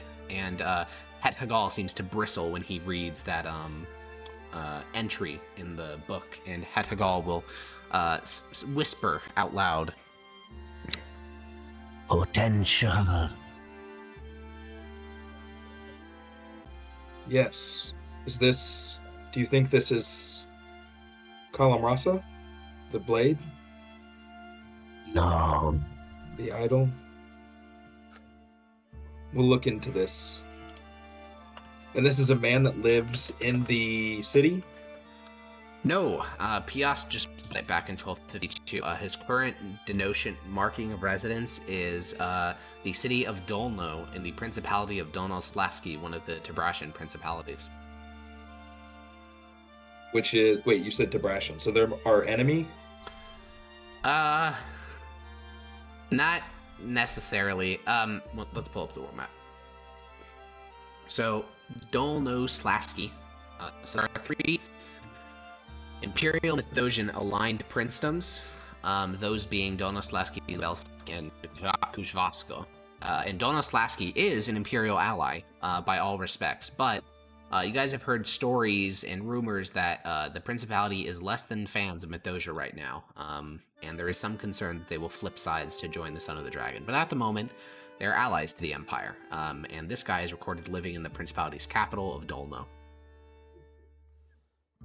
which is here. Where did, I guess Zednius wouldn't know this, but where did Rixion get sent? He got sent to the 7th Legion, which is Musring and Kuzva. So south. Giga okay. lagging on the map. I don't know if You it's just are. me. Sag. He is. But I So we're doing draw art? No? Okay. No, it's Someone just else pinging. lagging. Sometimes it happens, sometimes it doesn't. There's no rhyme or reason. The world map seems to be pretty obvious one. Sometimes, but sometimes it doesn't. Anyways, yeah, Kuzva is where he was sent, but you would need to go to Dolno to find this fella. And yeah, the idol. There's no more detail given in this entry, and basically it's such a minor item, and it doesn't even have a description of what it does, but Het Hagal seems enamored by the object.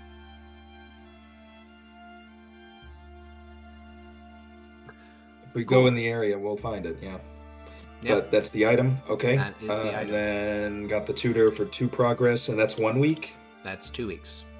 2 weeks for 2 progress. The 2 tutor weeks for isn't 2 an progress. expert. No. No.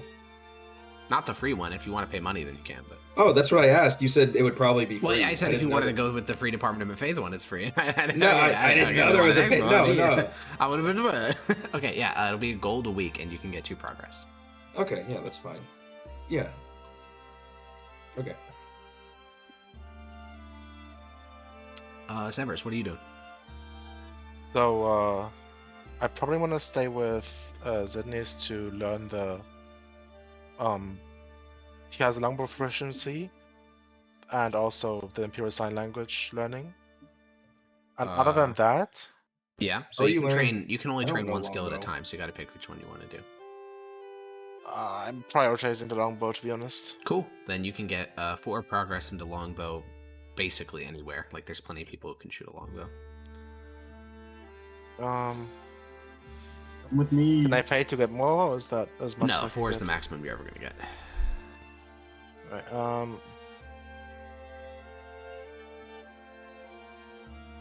And other than that, I guess, is there anything I can do to start helping? I guess I'll offer my help otherwise with for the Department of Civility and Magic. Just any minor things they'll allow me to help them with. Roll me. There's no bureaucracy check in this game. Roll me an insight check. I mean, they probably didn't want to work with me, but just like, I am So here. yeah, I mean they refuse you. Okay. Yeah. Who knows Civility why? and But Magic? both of them, yeah. Neither of them. The clerks basically refer you to like a low-level manager. The low-level manager goes to speak with their boss, and then they come back and refuse you. It's a similar pattern. Lastly, Grania. We got 2 weeks of long rest. What are we doing with it? I want to first go back to the Department of Magic and see if they have a library. They do, yeah. They have the scroll archive. They also have a more traditional library. I want to go there, and if they will give me recommendations, I want to ask for books on studying, or looking, like, basically just studying how magic works. Yeah. I mean, the clerk is a bit surprised when you ask him for this. That's like a first year Imperial wizard robes. question. Yeah. Yeah. But he will nod, and he'll say, "Well, since you've clearly mastered the fundamentals, I could recommend you the Voltaics." I'm assuming this guy speaks sign language or has someone Yeah, he translating, so I'll does. just Yeah, say they found aside it first. those Yeah. two. Those as well, yeah. Well, the Voltaics, as you may know, well, yes, fine. How many tomes are you looking for? The Voltaics are 8 tomes long. Should say I'll start with 1. Alrighty then.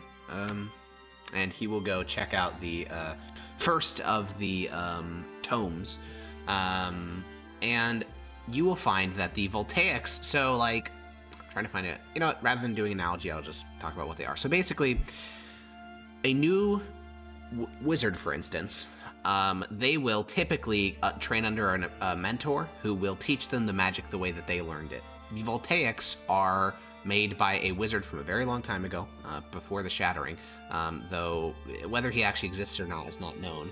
But the goal of this was to ignore all the individual practices of magic, ignore how like this person does it and that person does it, try to make a fundamentally functional system of how anyone who is magically gifted can learn magic. So it's not like, so it's just a general pattern. The reason why the books are so long is because it's actually really fucking hard, because magic doesn't actually appear in everyone in the same way. So there literally is no formula that works for everyone. So instead they provide this like general thing. Yeah. I think after dealing with the whole scroll thing, it actually made Grania like really like wanting to look into this stuff further, because she didn't really understand, like, why does this scroll say I need to speak it, but then for some reason I feel like I could do it even if I can't speak. Yeah. And the person was weirded out that I couldn't speak but was able to do magic. Yeah, so this book explains, at least this the Voltaic's explanation of magic is that there is another dimension, reality, plane. It kind of uses these words interchangeably, referred to as the realm of souls. The Voltaics state that all magic, godly, arcane, even monsters that are magical, all magic stems from this plane of existence. And different people have a different level of connection to this plane, which directly impacts how magical they are. So in the tome, he likens it to like what do you call that? A gasket, or like a orifice, basically, that like opens and closes, and the more wide the opening is, the more potently magical you are, because you're able to channel more magic from that plane. And through intensive study, people who have some magical potential can develop that potential up to incredible heights. And so this tome, for the entire book that you read, is basically like step by step how from having no magic you can figure out if you're even magically potential, and then you can open up your connection to the realm of souls into, you know, first level cantrips, basically. This really only talks about how to cast your first cantrip. That's the entire book. It talks a lot about like the theory of magic. Are there any specific questions you'd have other than that? Yes, I have a really curious thing to follow through. Sure.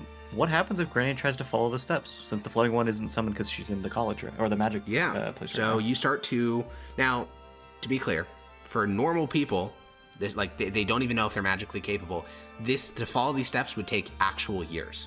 But since you can already cast spells, maybe it'll be a bit easier. So there's one step in the book, and this is it's called the test of aptitude. That's what it's referred to in this book. Every culture on the planet has some version of this. Basically, it's, can you even cast a spell, period? Like, do you have any magical potential at all? And the way that this book tests it is it gives you a number of objects: an organic object, an inorganic object, and then a metallic object. And these three are treated, you're supposed to put them equidistant from you, and then you are supposed to focus on the individual object and think about it combusting.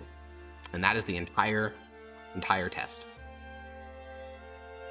Okay. Well, I have metal on me. I know that. I have an inanimate object, but I don't have a living thing. Organic just means it has to be once living. It doesn't necessarily have to be alive right now. Yeah, I don't have anything like that, I don't think. A bit of clothing, perhaps. Cloth, wool. That would work. It's great to think about that. Fair enough. Let's just start with I'll take out my sling for the inanimate object, I guess. Okay. Yeah, and then you read the voltaics and what's supposed to happen. So typically, no one can ignite metal. It's literally like, if someone has enough magical potential to do that, they're no longer just like a potential spellcaster. They probably have already manifested into a wild sorcerer, which is very dangerous. So that's, you don't expect anything to happen, and sure enough, when you attempt to, you think of this igniting, literally nothing happens. You just stare at it for like 30 minutes. For the next object, for inorganic objects, people who have incredibly potent magical bloodlines, like in this book it talks about certain senatorial families, in the Western Valorous it'd be like certain noble families. Some of them are able to just think about it and cast a firebolt right there. Like, just first they think about it and then boom, it just happens. They just do a cantrip. But that's not most people. 99.9% of spellcasters cannot do that. So you think about it and nothing happens. You cannot ignite the sling. Okay. So the only one I'll have to try later, I guess, is animate object. Correct. And the example the book gives is a leaf, and most spellcasters, if they have magical potential, are able to ignite it by thinking about it for a couple of hours. Okay.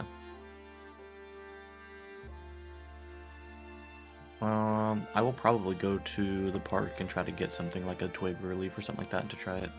Okay, you head over to a park very close to the Department of Magic. You checked out the Voltaics tome. They have dozens of copies. This isn't like a rare book or anything. It's the foundation of Imperial magic. And so you go to the park, you pull down a leaf from a tree, you sit down on a bench, you put the leaf on a piece of tile in front of you, and you start to concentrate. And I would like you to roll me an Arcana check. Okay. You concentrate and you concentrate. You know how it was described in the book. They said that you visually, mentally picture the leaf. You picture the leaf starting to smoke and then fire start to spread. You picture something leaving your mouth, a connection that you've always felt deep inside of you release itself. This is what the book said anyways. However, as you're doing this, you have nothing. You sit there. You have no connection to magic. Not in that sense anyways, not in the way that the Voltaics describe it. If there is such a orifice to the realm of souls in a human body, if these things actually exist, you do not possess one. Your magic comes purely and exclusively from something else. Now that we're outside the college, I want to try to communicate with the Fluttering One and see what he thinks. Yeah, the fluttering one, after you tore off the leaf, he didn't get the context, so he was just like perched in your hair, like sort of watching what you were doing. He just sort of sees you staring at a leaf for a couple hours. Yeah, I want to kind of ask him. It's like when I was in the in the building from before, I was reading a book about magic and how some people can figure out if they can cast on their own. And this was one of the things that it said to try. Fluttering one sort of cocks its head and telepathically says, I don't know why you go through all this trouble. You either can do magic or you can't. At least that's how it works amongst us. She'll respond and say, well, it seems like I can't then. Well, of course you can. I've seen you do it.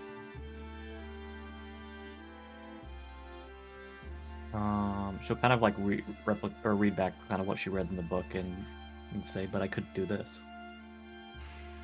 Who cares about what some humans wrote about magic? They barely even understand it. The Great Mother says that no one really understood magic other than the elves.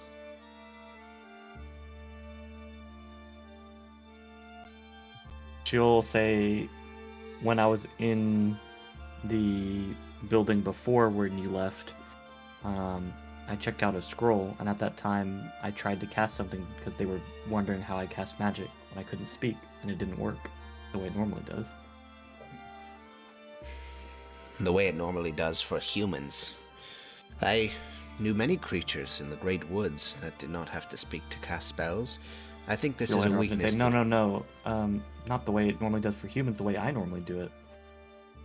Well, but I speak for you. So when you're not there, I couldn't do it? Yes. Oh. That makes sense. She'll seem satisfied with that.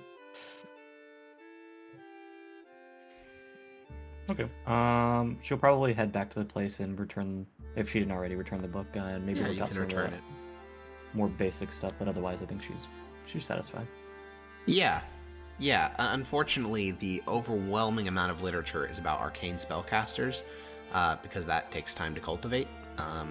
There's nothing really written about warlocks because it just works. You don't need to work. It as a warlock. I don't think she. She would. Yeah, she doesn't even know that. Yeah, she's just like. Her mind is just the flying one speaks for me. Oh, that makes sense. Yeah. He casts the spells. I'm just sort of here. Cool. Is there any skills you want to train during the 2 weeks? The only one I was training, I would not approach Cerberus for right now, so I don't think so. Okay, cool. Well, then we can zoom forward through the month of June. We've also recovered all of our items already, correct? Correct. Indeed. Okay. Is there any news items for the month of June? Oh, there is a news item. The rumors start to trickle into Mythos, and they differ very greatly. And I think that, about a day later, it all sort of comes to heel, and you realize what is the truth, which is that on the 14th, it was reported that the dragon lived again. That he had come back to life, and that he was leading his men from the front lines. And for a couple days, this drove Mithdosica into panic. Like, even the capital was like, how the fuck is he alive? Like, the God Emperor said that he was dead and all that stuff. But it eventually comes out that it was not the dragon, it was just someone wearing his armor to help, like, inspire their men while they were fighting a skirmish. So, it was a clever bit of subterfuge. Anyway. Yeah, no, it wasn't him either. Double confused. Yeah, exactly. Yeah. So there was a lot of confusion, but when it ultimately comes out, it's just that one of his knights was wearing his armor, and that's it. It's not a big deal. But for a couple days, the Empire was like, "Oh fuck, we have to fight this guy again." So yeah, that's the only news for this month. Skirmishers are continuing on the plains. Nothing decisive though. Yeah. Alrighty. Nice. So we're gonna have 2 more of these, 2 blocks, 2-week blocks. So this is our second of our 2-week blocks. I think it'll be another 2 weeks. Let me go to count the number of days. So it'll be the 19th this week to July 3rd. Okay. July 3rd. Okay, we got another 2 weeks. Is there anything you would like to do with that? I'm going to finish out my unarmed strikes proficiency by punching more people in the face. Yay! Oh, are you working that time? Yeah. Okay, cool. You can get 42 silver if you'd like. Can I collect it in Electrum? I don't know what that would be. Yeah, you would get 4 electrum and 2 silver. All right, No, I'll take that. wait. Yep. That's super wrong. No, that's super wrong. It's not. It's 8 electrum and 2 silver. All right, cool. Cool. Zednius. What does Hegal think about contacting Piast Hulyuk via letter to ask him about like where he found it? Is that a bad idea? Should we just go visit him in person when we get the chance? I think he's indifferent. He doesn't care about how you get it. He just wants the idol. He wants the idol. Okay. Yeah.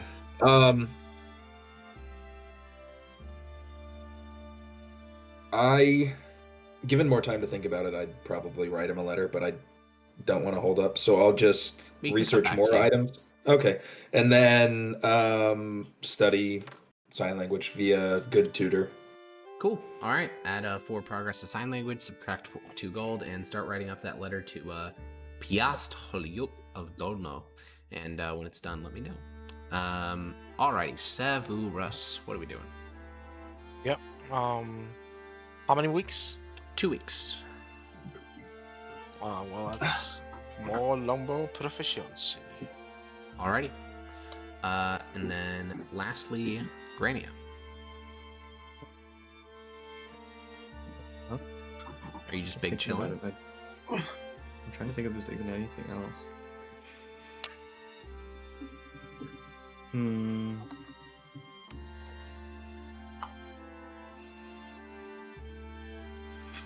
Yeah, I guess So Grania's just staying at I think I want to go to a traditional library and look more into money after the most recent interaction. into money? Yeah, the importance of it, why people care about it, what it actually like represents and means, how do you earn more of it, that kind of stuff. Oh, I see. Cool. Oh, yeah, God. that's fun. Yeah. Yeah, you can go to the Great Department of Coins library. They have a economics department, which includes many tomes talking about what money actually is. And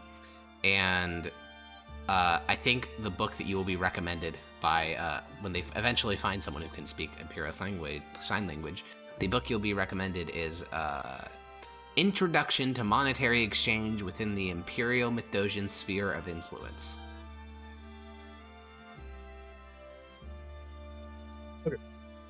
And yeah, I mean, basically the major concept is, this abstracted value into the form of currency, which is limited.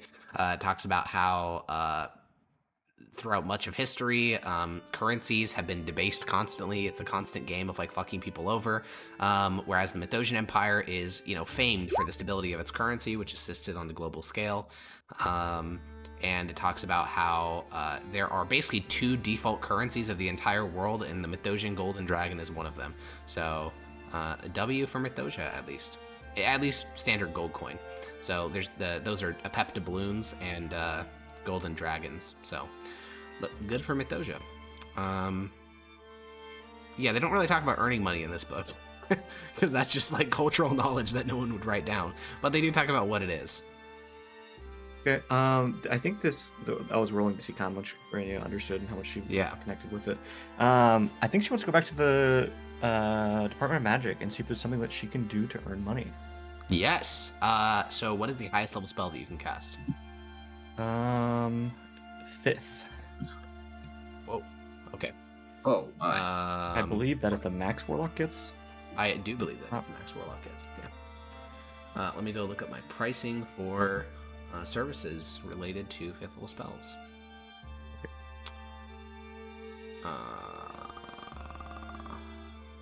The unfortunate part is I don't think most of her higher level spells are as useful for what people want. I think that's a big issue. That is a good point. What are the actual 5th level spells you can cast?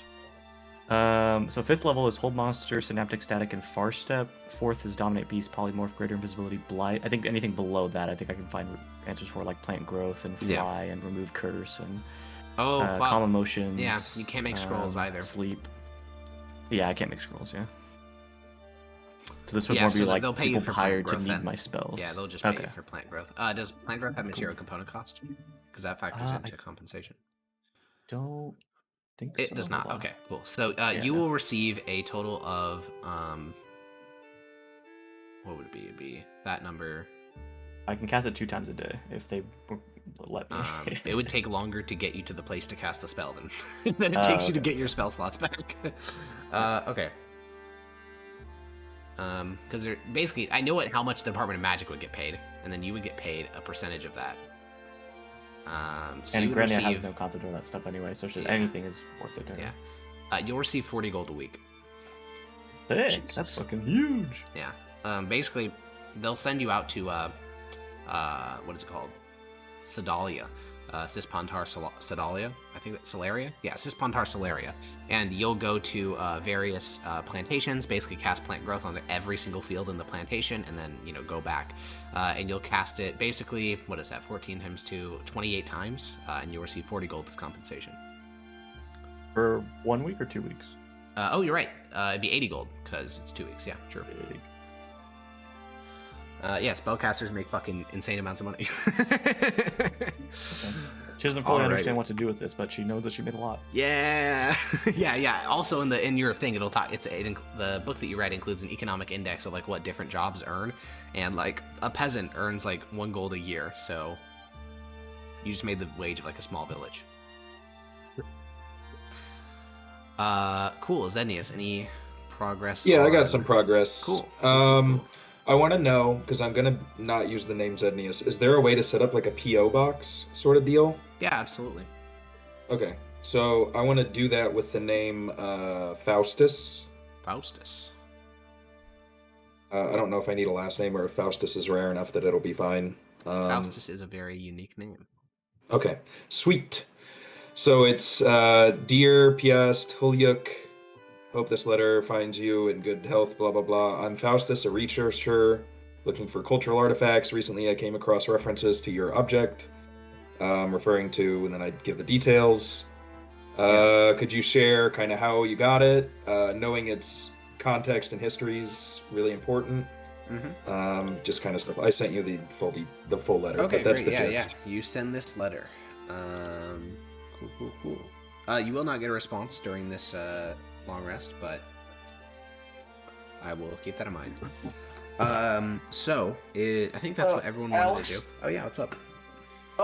Does proficiency in specifically unarmed strikes allow you to do something in Valoros? Yeah. Extra beyond the normal rules? What? It gives you proficiency in unarmed strikes. What do you mean? When you punch people, you get strength modifier. What about like improvised weapons? I'm And it gives you super improvised Malvin. weapons, It gives you improvised weapons? Yeah, because that's what you were training. Okay. Wasn't that what you were training? Improvised weapons and unarmed strikes. Those are Isn't one that and the different same? things? They are technically different, but like I thought you were trying to train improvised weapons. Well, there's a separate feat Yes. for that. So does not mean the feat is I don't think you invalid. need the improvised fighter feat doesn't give you. I know what you're talking about. I don't think. Tavern Brawler.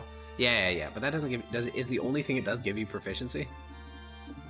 That's the biggest thing. Oh, that's a trash feat then in Valoros at least because you can actually train skills. Yeah, because everyone gets proficiency with unarmed strikes. By default, that's true. You have proficiency with your unarmed strikes by default. Oh, I'm reading this Tavern Brawler thing. Like half these things is what I thought that you got from proficiency with unarmed strike. So yeah, just give yourself proficiency with improvised weapons probably. Thank God. Alrighty. So to wrap up this long rest, we are on July 4th of 1280. Holy shit, fireworks, guys. Well, so there is something that happens, but it's not a holiday. So Terrorism. Is it going to be a holiday in the future in Mythdosia? not in Mythdosia. Shucks. Oh, dear. Oh, no. A battle has taken place on the plains. The No, towers. dude, every time, dude. I'm gonna give the brief summary. If you'd like to know more details, let me know. Legion 7 No! and Legion 12 are caught by surprise by the Son of the Dragon at the city of Slat Batosk. A lengthy battle is fought, in which the legions are driven from the field and cut down by Tabrashan cavalry. A consul is killed in the fighting, several proconsuls are captured, and the biggest blow is that the legionary standards of Legion 12 and Legion 7 are seized by the Son of the Dragon and melted down. We're not doing too good in this war. No, not at all. How's the Where are we at in the terms of Broken Bones campaign? We are still 5 months before that. 5 months. Okay. What's July to October? What's the math there? Is that 5 months? I think that's like 4. 4 months? Okay, Oh. well, they're in No, October. 3 even. 3. How's July Father 7, Rixion October's doing? 10. Father Rixion is completely fine because he didn't get to Legion before the battle happened. I was about to say, is Father Rixion chilling? Oh, did he go to 7? Yeah. Oh. Well, he's going to what's left of the 7th. Correct. What is left of Legion? So some further deets on the battle. So as you guys had last heard, the Mithdosian legions were chilling. They were doing fine. And it was believed that the Son of the Dragon would spend the rest of the campaigning season just sitting on the far side of the Dnieper River, licking his wounds. And then he marched 60 miles in 2 days with his army, arrived at the city of Slat-Batosk, and fought a battle with his exhausted army. And then it worked because the traitor, a guy named Kyaze Dijkstra, a former vassal of Mithdosia, flanked with cavalry, obliterated the back line of the Mithdosians, and most importantly, they took the command tent, which is where they captured the consul and a bunch of other people. And as the death lists start to roll in over the next couple days, it is revealed that 3/4 of all officers in the 2 legions are killed, which is a way bigger blow than losing the legions, because the Mithdosian Empire is pretty good at training up 20,000 men. They do it. They have an incredible staying power. But losing 3/4 of all officers in the legion is going to be really hard to recover from. What clan was the consul from? Clan Bologna. Alex, how long are we judges for? Indeterminate. That's not don't. What? I mean, So Father the Rixion was a judge for what, 70 years? Correct. The Emperor lets you go. Typically, technically the Emperor chooses when you leave. Realistically, after you've done a couple of years, you can just request, and typically they'll let you go. Oh, I see. Okay. But the legality of it is they keep you as long as they want you. Except, as well as we just got kind of actually, we decide your shit now. On the negligence charge. Yeah, you are wearing, you're in a chastity cage, basically. I wasn't gonna say that, but sure. Yeah, so Mithdosia not doing great. How long is it going to take them to replace those officers? The lower ranking guys like the Centurions are probably already replaced by the time you're hearing about it, but things like a consul, you can't just make a consul overnight. Yeah. That the 7th will probably be sitting in a city just recovering for months and months and months and months and months. Plus, they'll likely start calling up all reservists. They'll probably start transferring personnel from other departments to the Department of War to serve as officers.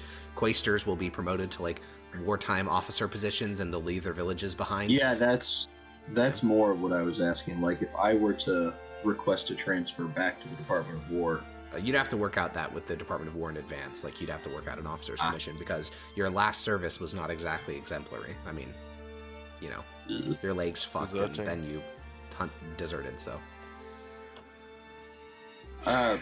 what? You formed a mercenary band. Yeah, but I didn't desert. I guess technically you didn't desert. Yeah, the other people deserted, and then that's fine. Yes. Well, that's. But either way, you'd have to talk that through with the Department of War because you would never be on their list for calling up as an officer at the moment. Yeah. Cool. And we will do a final batch of rest. This will go for 13 days. So for the sake of not being really annoying, I will just say that you can get 1 2 week. weeks of long rest from that. So Max E plus. More Electrum. Yay! 8 Electrum, 2 silver. Is there something else I can train on the road? Imagine not making 40 gold. Oh my god. Dude, Granny is gonna start she's gonna do the rapper thing where she fans out her gold coins. she'll go gold for gold with you. When is she getting a gold grill though? Yeah, true. The gold grill. Dude, she gets the fluttering one. Little gold grill.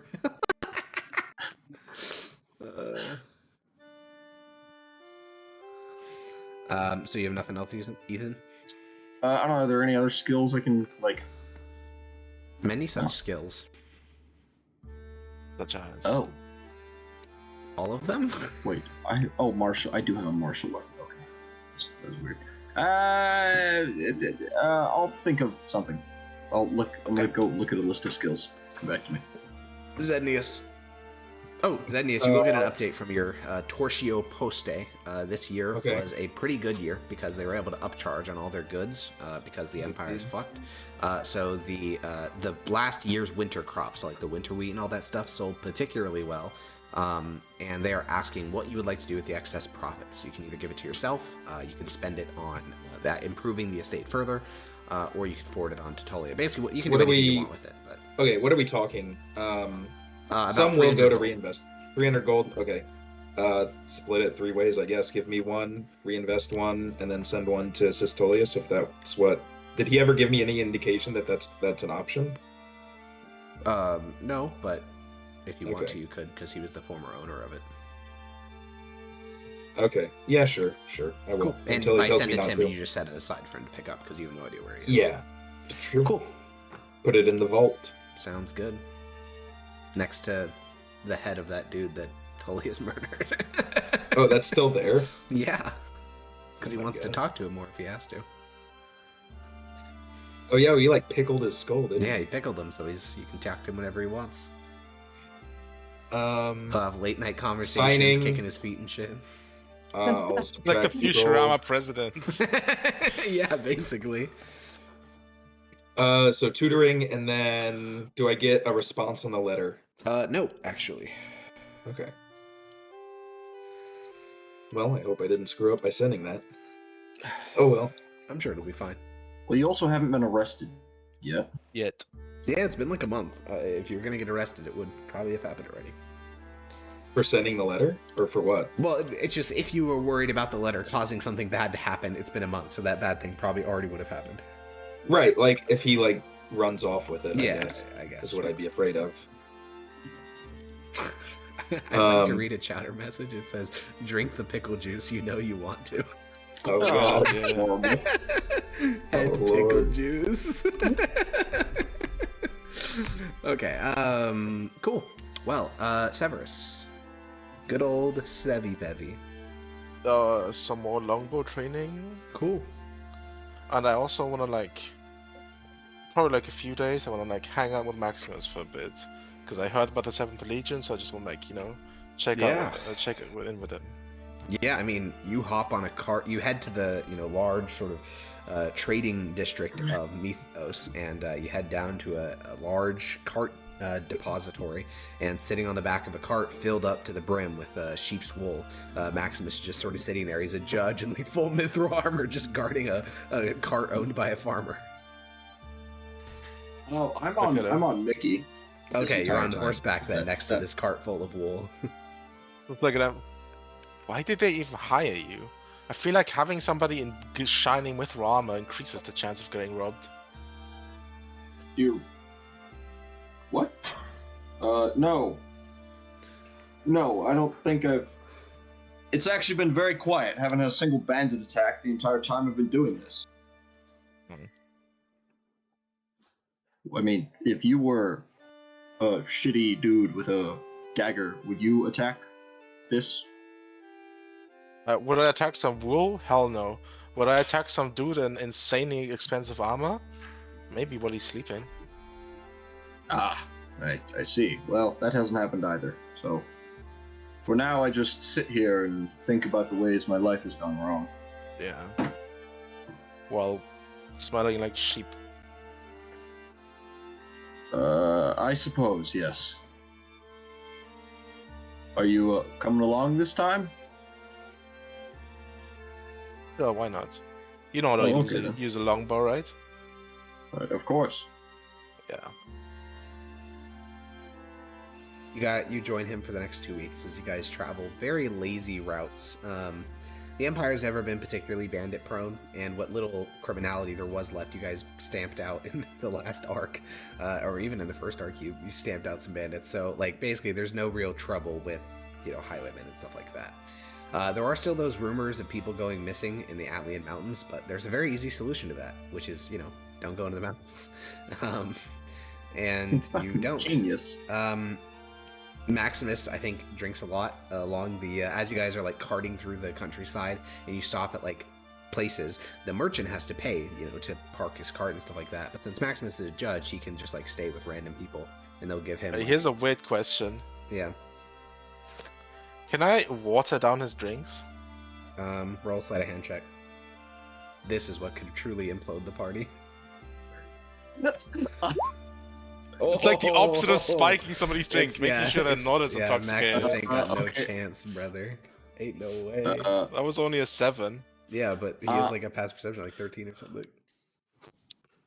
16, so it was close. Oh, but, shit, okay. But now I'm going to roll a con check to see if I notice just off of the taste alone. That's a con check? Okay, I don't know what else it would be. Perception a or something? check. A con check to see if you've noticed the withdrawal. Yeah. I do notice that I'm not getting as drunk, and so I drink just that much more. So the effect is nothing.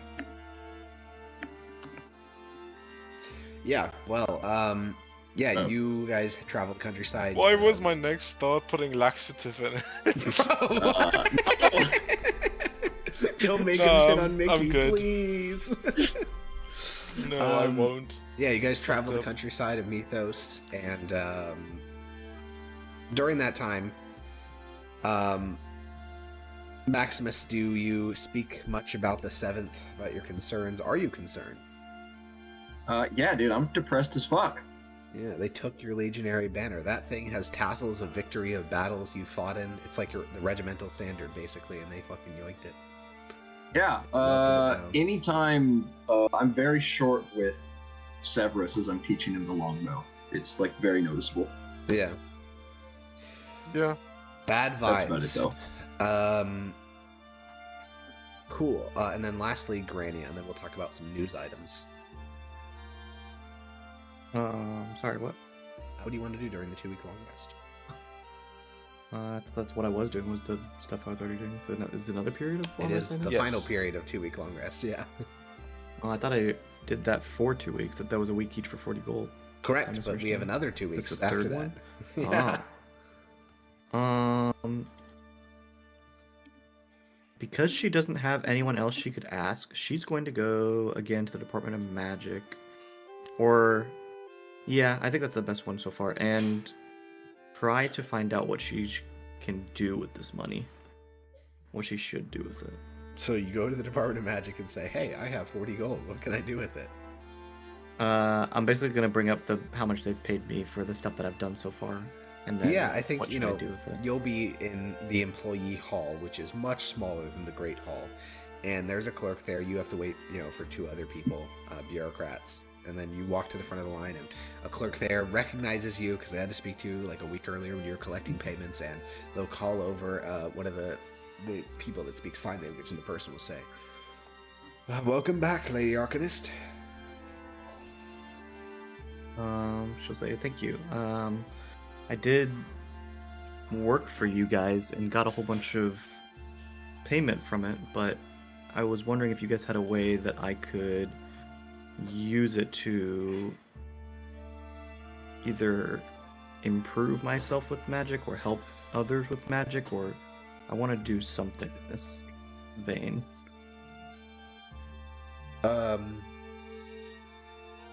So what's your request?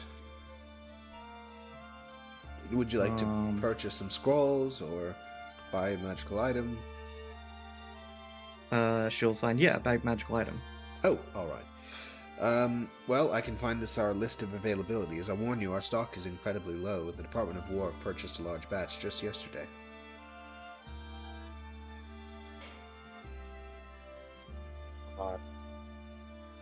Alright, and he will go back. This is like the equivalent of a child getting like the first pocket money and like child going at into like a car store, and like bro. a car dealership and asking if they can buy a car and finding out it costs like thousands of dollars, and they're like, wait, what?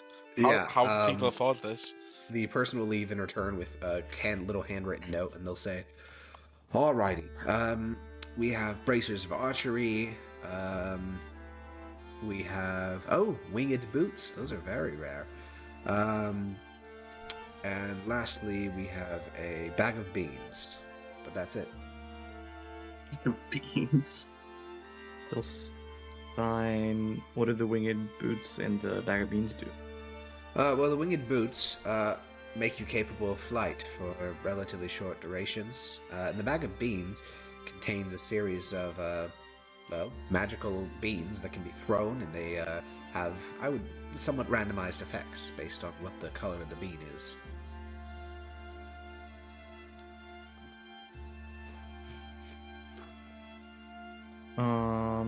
She'll say, sure, how much are the beans?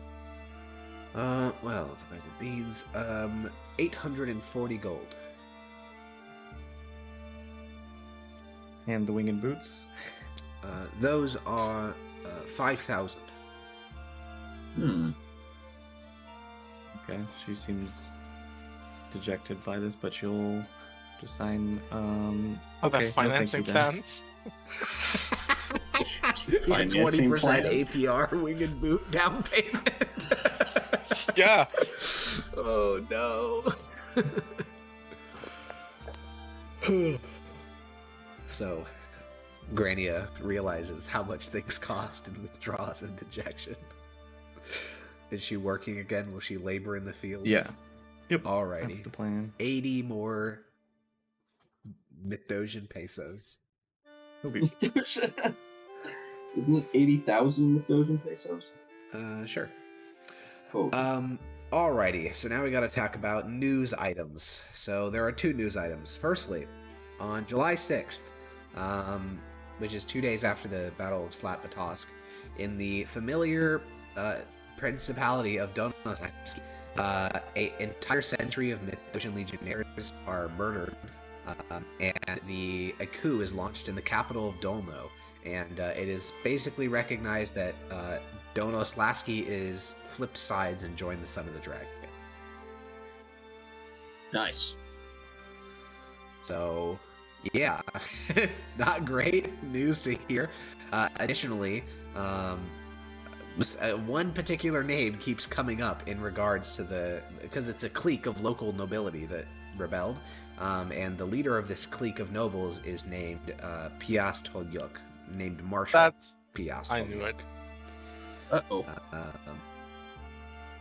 So yeah, that's happening in Donos. On the main front, which is in the southern part of the Thrashin Plains, after the Battle of Slat-Batosk, a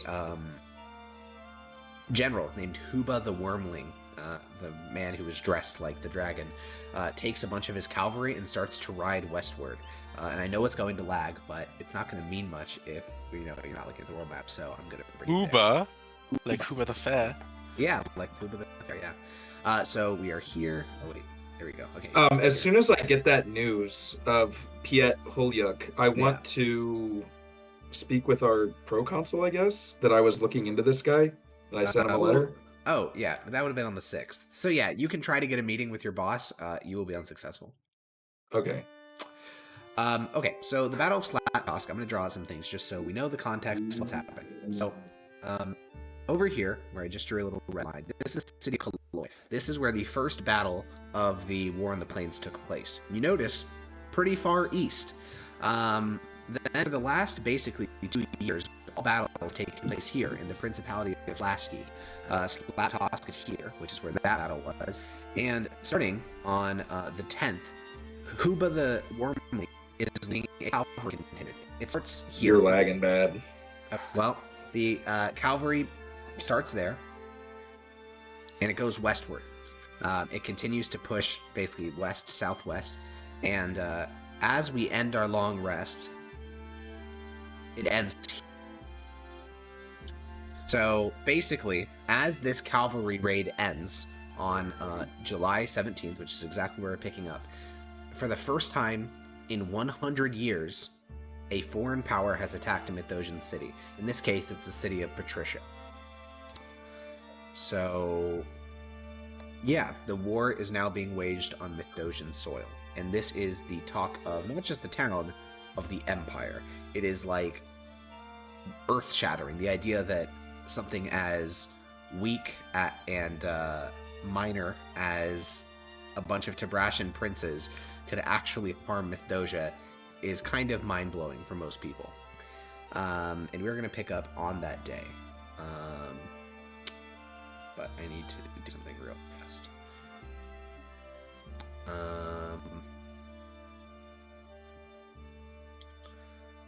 So, on July 17th, where do you guys all think you would be? Early in the morning. Did I get any information on when I could meet with a No, boss? you got completely donut walled. Okay. I guess I would have the night before. Let's if I'm allowed to do that. Yeah, sure. Dream the Eldritch Knight and see if there's any kind of update. Yeah. You hop into the dream of Optimer. You find a. It's sort of like the dream is very shaky. It's one of those where it's not like ultra realistic or whatever. It's not the same one as last time. No, yeah. It's very impressionistic. Okay. You don't even fully understand what's happening. It seems like he's on horseback and you're behind him on the back of the horse, and you guys are running from something. Clearly a nightmare, though what exactly it is not entirely clear. Its name is Optimer? Optimer, yeah. Well, Optimer, it looks like you don't get many good dreams. He turns around and the terrain around him sort of melts away and it comes into severe focus. His face looked almost like a MC Escher painting, like melted and fucked up, but as you speak, everything sort of comes into real focus, and you guys are in a forest, a very sparse forest, of trees only like every 50 feet or something, and you and Optimer are now standing on the forest floor. It's been over a month. I was wondering if you had any update. I haven't seen Tullius. Have you heard from him? No. You still have the sorceress. She's learning well.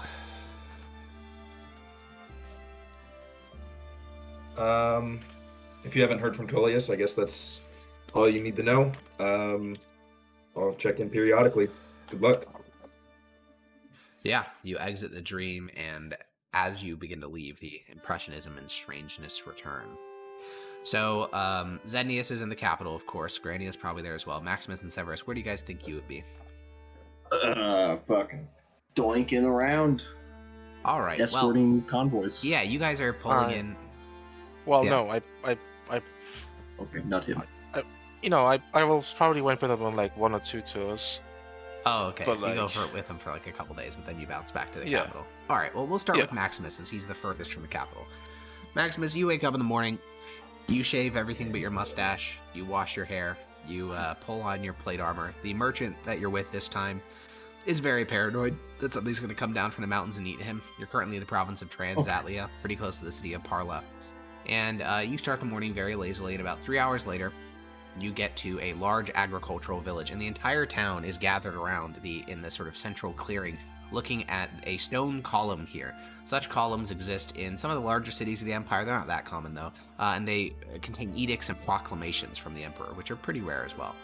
And you have not yet heard of, attacks against Patricia, so your introduction is you walk in this town square, you're just sort of curious, so you ride on Mickey over to the column, and the column, sort of plastered onto the column, is a very lengthy scroll that's been like nailed to the column, and it reads Edict of Patricia, and the foreword of the document is written by the Emperor himself. Oh my. A cruelty has been inflicted on the people of Mithdosica, unmatched since the days of my forefather, Aurelian Domitus. For a century, we have only found strife and conflict from within, always struggling to overcome ourselves. But no, a foreign dagger has pierced our skin and attempted to stab into our belly. For those who I have trusted have failed me, and the Empire and my people have suffered for it. Therefore, the laws, censures, and rulings below are to be treated as the words of the Almighty himself, so that it may save the Empire from its current fate. Emperor Aurelian Invictus Sol, and then about 30 titles follow his name. Yeah, that's right. While the rest of the document is clearly used, like some sort of like scribe probably copied it, the initial text is painstakingly, because it has a very distinctive handwriting that most people here, if they've seen 1 or 2 edicts in their life, would be like, oh my god, that's the Emperor's own handwriting. So they're very specific about getting that part right. It is a 6-page long edict, but we'll go over what it means when we get to the other people. But that's your interest. Also, this is also where you learn about Patricia being attacked for the first time, as you hear people mumbling around the square. So we will cut to Grania, Severus, and Zenius, because the three of you are still staying in the Department of Faith Hotel, which is free. You guys head down to the lobby for breakfast, and everyone in the room is gathered around in the corner, where a man, a courier, clearly, is holding a document. Severus and Zenius, you sort of get to the front so you can hear. Grania, you just sort of listen to people talk as you eat breakfast. And there's a lot of changes that come in this document, so let me know if there's anything you'd like me to paste in the chat if I'm yapping too fast. So, we're going to go department by department. So, Department of Magic. The Department of Magic will no longer be able to have men or mages under arms, meaning that they can't have soldiers, like Optimer, for instance. The Department of Magic will continue to train mages and conduct research, but once training is completed, all mages will be given to the Department of War. So, if Grania wasn't a judge, she would be given to the Department of War. Pacentia would be given to the Department of War. Every single mage in the entire Empire in the Department of Magic will be given to the Department of War. Cool. For the Department of War itself, there's a lot of changes. All senators at the rank of proconsul or higher are subject to internal review for misconduct. Specifically, 3 legates, which are like leaders of legions, are being removed from active military command and court-martialed for their behavior in the War on the Plains. The governor of Transpontar Salaria is being given the new title of Supreme Commander of the East and total military control of all Imperial forces. Weakened legions, like the 7th for instance, need to be brought to full strength within 6 months, and if they aren't, the officers in charge of the legion will be charged with treason and executed. Veterans who have finished their service to the Empire are all to be called up again. So literally every single veteran, all of them, are being Oh pressed shit, into I am service. bro. Is Lars coming back? So like Ignia? like No. Yeah. No, There's the never- Lars that was in our group. I forget. I don't know his Yeah, name. Lars Ignia. Sorry, no, you're Oh. right. That's not his name. Large Regia. No, he was never a he was never a soldier. So, Okay. so all, like yeah. 89-year-old grandpappy has to. Yes, they'll go find back to something the for him to Legions? do. Maybe he'll go like be an administrator in a depot, but he is going to go serve the legions. Okay then. Hope he doesn't Um, have dementia. Well, they'll find something for him. Maybe he'll clean latrines. All charges against the officers of the Southern Legions are to be dropped, and Consul Marcellius Bologna is to be reinstated as a consul of the Empire and a legate of one of the Eastern Legions. So basically, all those guys in Arc 1 that got fucked over by you are all free of charges now. Oh, back. no. They're gonna So want our heads. some of them are dead, right? No, actually. Well, one of them's dead because Oh. he was killed in the battle, but the rest of them are alive. They were just tortured horribly for months and months and months and months and months. Okay. Hey! Now this... Surely they won't defect against Mithdosica. the Department of Faith. Now, these are summons that specifically impact you. Consul Niberius Ignia, autarch of the Department of Faith, is to step down immediately. Additionally, Uh-oh. any consuls within the department, such as your boss, are to be demoted to proconsul, and any proconsuls are to be demoted to praetor. The conspiracy case being investigated by the Department of Civility is approved by the Emperor and expanded. 2 more proconsuls and 1 consul are investigated for participation in this conspiracy, and it lists the 3 new people that are being investigated. One of those being your boss, Consul Lars Ignia. They are going to charge him with conspiracy. And if it's being approved by the Emperor, it's not just charged; he's going to be convicted for conspiracy.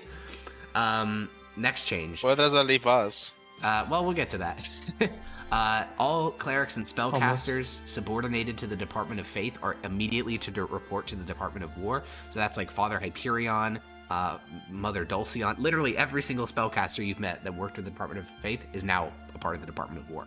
Excluding judges? Well, this is the last point on this document. Judges will no longer be subordinated to the Department of Faith, but instead placed under the jurisdiction of the Department of Civility. I just won. Whoa. Oh, so we're just not part of the Department of Faith anymore. There pretty much is no Department of Faith, it sounds like, almost. All they have are inquisitors and priests now. They lost all their clerics and Jesus. paladins. Yeah, so that is what the edict says. There are also some reputational changes that take place as this edict comes into effect for you guys. You think? You are now basically unaffiliated with the Department of Faith, so you are disfavored by them.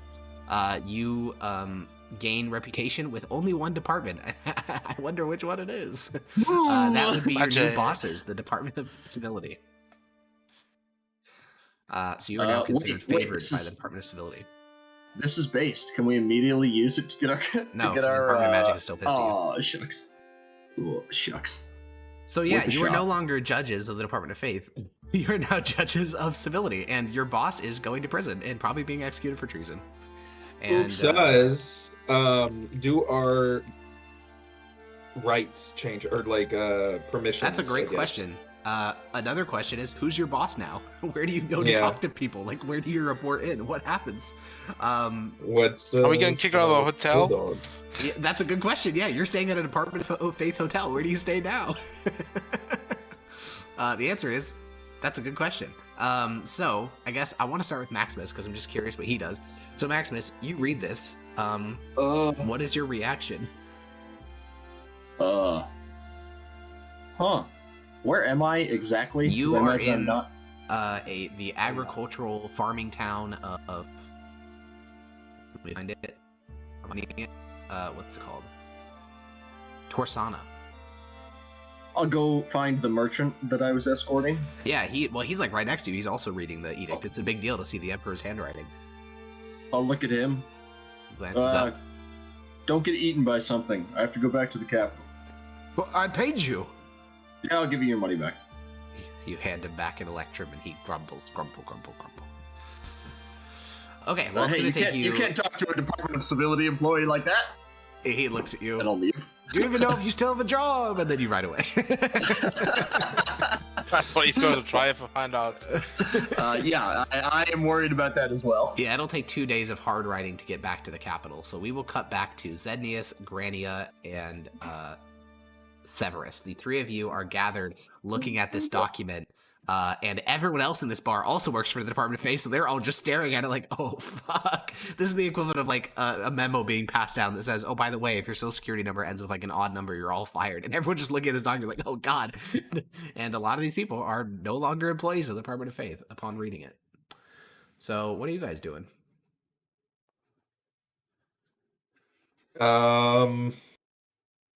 Well, the one person I'd reach out to, I can't, so... What would we do? I guess, what's the head of the Department of Civility? You don't know. You've never had to deal with them before. I guess find a map. I don't know. Who would I talk to? Important politician guy. Let's go. Who's important politician guy? The governor. The governor, see if there's Of someone in what? the office that would be able to tell me. The governor of the capital, wherever we are. That is the Emperor. There's not a governor here? No, it's just Well, the I'll just go to the... Can I go to the palace? The Imperial Palace? Or, like, somewhere where there would be government officials, something like that. You could go to the Great Department of Civility building. Yeah, that's what I... Okay, that's what I thought I was okay. I was like, where is the head of the Department of Civility? You're like, oh, I don't know. Oh, And then- I thought you said who is. I'm like, well, how would you know that? No, where? I see. Well, Severus and Grady, do you join him? Go to the Department of Civility? If we're all in the same apartment, I'd tap on Severus's door. You're in the same room. You're in, like, the downstairs. Oh, like, we are? you're in the same, let's tavern. let's go, and then I'll motion to Grania that we should all go. God, what the hell is happening to the Empire? Dude just smokes cigarettes. I'll whisper in It's your gone to ear shit. in Frumentari, Severus, that Tullius did mention a lot of changes were coming. I guess he did. Well, Grania, do you join these two? The two sussy people? The two sussy Baccas? Yeah, but she'll fall like further back. All right. You guys walk to the Department of Civility, and the city is like an ant's nest. It is just so busy with activity. There are people going to and fro. And as you approach the Imperial Complex, that with all the great department buildings, it is so packed. It's like a Black Friday sale. You know, people are packed like shoulder to shoulder, trying to figure out what the fuck is happening. Because clearly, this was not told to the people in question either. Like, this was also just surprisingly handed down onto like heads of different departments. So heading into the Great Department of Civility building, there are 3 lines, all of which are streaming out the doors. Some of the lines stretch like around the building.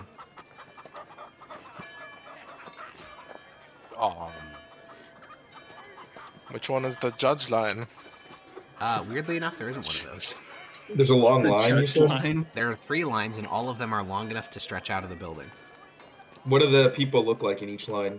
They all look the exact same, which is government bureaucrats. Okay. Well, I'll just ask all of them, like, what are you waiting for? well, shouldn't we? Like, what are you I feel lying like for? we should just flash our judge badge and just walk through and be like, "Yeah, we were ordered to pass through here." I mean, we should skip the line. We're Yeah, important. how about we just ask, like, somebody in this line is gonna look Sure, yeah. somewhat Severus, you walk up important. to someone, an older man. Like, somebody who wearing a looks toga. important. We just ask them, like, flash the judge's badge, like, where are we supposed to report? Yeah, you approach him, and he looks over at you, and you flash your judge's badge, you say? Yeah. Okay, he just looks at it and looks at you. Where do we go? I have no idea. I'm trying to figure out what's happening. Yeah. You and us both.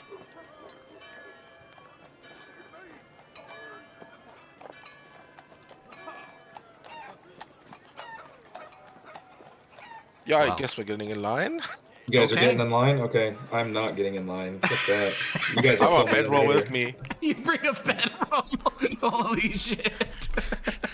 I'm Apple Store camping this shit. Granny is used to this, I guess, from the Department of Magic, so she'll just go to wait in line as well. Yeah, this is You'll the know worst what line you've ever large seen. amounts in of Jing Mid-Dojo. Wing from her. Yeah.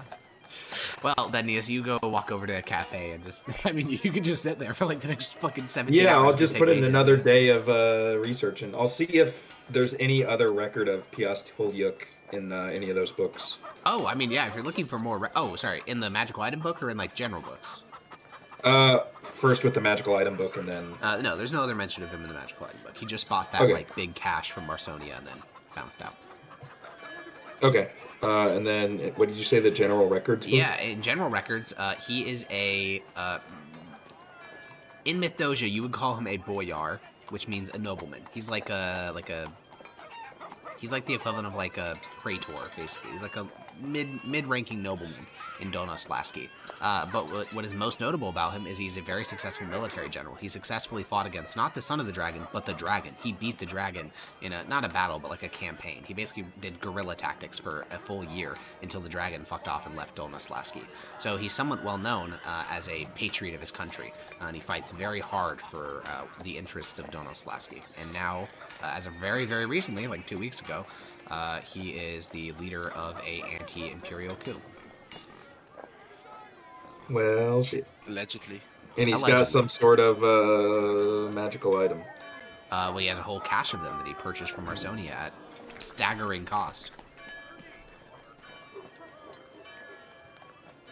Okay, then I'll just...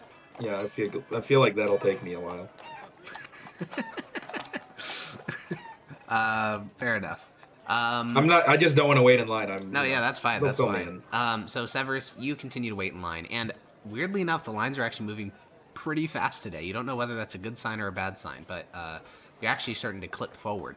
You actually get inside the building after only like 2 hours. It's big pog, big W. And as you're in the building now, in the Great Hall itself, you can see that people are moving real fast. It's like person walks up to counter, person gives one word answer, person leaves. It's like, they're moving real fast.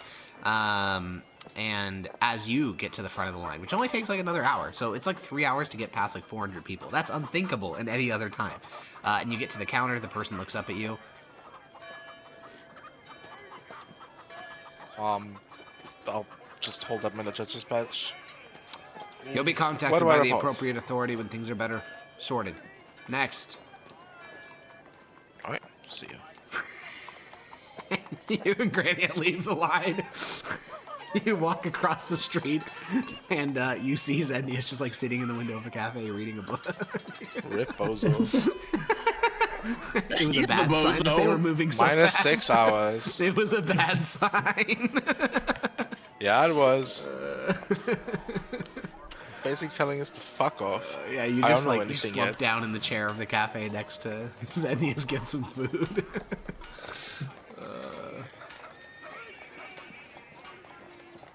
Okay, so you didn't learn anything? We're gonna be contacted, so no, I don't think they know quite yet. Pretty sure everyone was getting similar answers as, we don't know, see you later. That might be, a good sign. At least we're not fired yet. Yeah. I can't believe they just cut our retirement fund by a third. Yeah, dude, this does Timing have the is same awful. energy. Yeah, this does have the same energy as people who like realize they got fired in like a recession or something. Like, oh god, I hope we're still working for the government. Fuck, I can't believe the housing bubble burst. Yeah, literally. Yeah, also, dude, imagine how bad it is on, like, the front lines, right? Because, I mean, it's chaos here in the capital. Imagine how bad it is, like, a legion's trying to fight a war, and they also have no idea who's a part of their fucking legion. Yeah, maybe not the best way to roll out the edict, fucking but... chaos. Yeah, that's what we chose to do. Does it seem like they're... Give me the vibe check, Severus. Does it seem like they're going to get back to us within a week? A day? I mean, it's pretty chaotic. I don't know. Did you hear what they said? No, they're moving fast. As fast as they can, I assume. I'm gonna say it's probably less than a week. But was it fast because they just told everybody, hey, we don't know, next? Yeah, I think so. I don't know. Okay. Well, I mean, like, if it's going to be a while, I'm just going to head home. I wouldn't. We don't have a hotel anymore, so... We're gonna have to pay for one, I guess. Yeah, I think I'm gonna ride home at that. I don't know. I don't want to pay for a hotel. They know where I live. They do. Yeah. Well... And they might not know where we stay, so... Do I mind if I come with you? Yeah, I don't mind. Grania, you're welcome to come as well, if you'd like. Someone good like a sus there. She'll seem very apprehensive. Like she doesn't feel comfortable doing so. Do you have funds for a hotel? For an inn? She'll jingle her, what's it called? Her robes. Give me a number. It might be a while. Well, she had 9 gold, and then she was subtracted by 3, so... Okay, she has 6 gold left. Well, 6 gold is enough to live it's like for a like a couple significant months. noise. Okay. But she'll shrug. But and if it was kind of all like open up her copper, I'd be pockets. worried for you. Yeah. So She'll shrug and then open up the pocket to show how much she has. It's all like glass you hearts guys and see pebbles. 2 bags. No, it'd be 4 bags because you have 4 bags filled to the brim with gold. Oh, it's gold? Yeah, it's gold. Okay. Was she Then like can stay opening wherever like she the wants. thing? I thought it was jiggling? I wasn't listening to what she Oh yeah, did she in her made downtime. big money. I'm like half expecting bottle caps. I literally went from 6 gold to 166 gold. Yeah. Damn, what were you doing? Hustler mindset. Casting plant growth for people that wanted me to. Oh, It was like okay. the Department of Magic was like sending me off to do it for them. Gotcha. They told me to fuck off? God damn it. Can you class plant growth? No, but I can cast other useful shit. I could legend Albozo lore. Can't even make scrolls. Identify, or cast plant growth. detect They magic, have dozens of people that can do that, and it's free because it's a ritual cast. water breathing, Oh. gentle What do you repose. think? I mean, okay, gentle repose is. I mean, they'd pay you a little bit, but also they're pissed at you, and you're not a member of Clan Fabricia, so elbows. Illusory scripts. I should have gone to him with legend lore. They would have liked that probably. Yeah, probably. You guys could have made a lot of money if you'd worked for the Department of Magic. Well, I mean, either I way, was considering going to like I'm big gamble Dylan. sheets on people. I was just worried that if Granny didn't come with us, she'd like fucking be destitute. Yeah, If she's that's fair. fine. I'm good. Okay, I'm yeah, good, Grania good to can go. stay in a hotel. Severus and Zennius can head back to Torchio, Poste, and Maximus rides hard across the countryside. And this actually works out almost perfectly because it's going to take them 3 days to contact you guys, which means that Maximus will just get back to the capital, see everything in fucking chaos, be like, what's happening? Find an inn to stay in so he can get some sleep. And that morning, all 4 of you are getting letters. Each of the letters you receive is identical. You are told to report to the Great Department of Civility, head to a particular clerk, which it gives you the name of, and then you are to request to meet with Praetor Cato Cicero Gnaeus Jania. Praetor Cicero? Cato Cicero Gnaeus Jania. Cato Cicero. Okay. Cato Cicero. And it takes me how long from 1 day Portia, of hard one riding on one day. carriage. Okay. Yeah. I'll bid my Gonna head happen servant during the adieu. session still, or? Yeah, I think we should do this. Okay. So Maximus and Grania, the two of you get to the Department of Civility very early in the morning, and you are told that you are going to wait for your fellow judges. Classic. Classic. And at around 4 p.m., so like 8 hours later, Severus and Zennius walk into the small little waiting room that you guys are sitting in.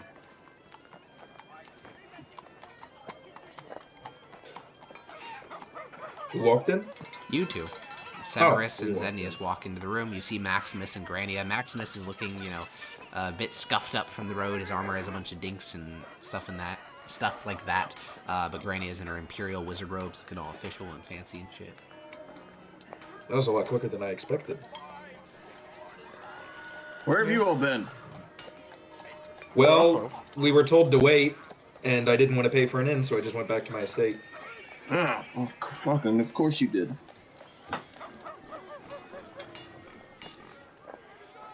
Where were you? Here! Waiting for you! Well,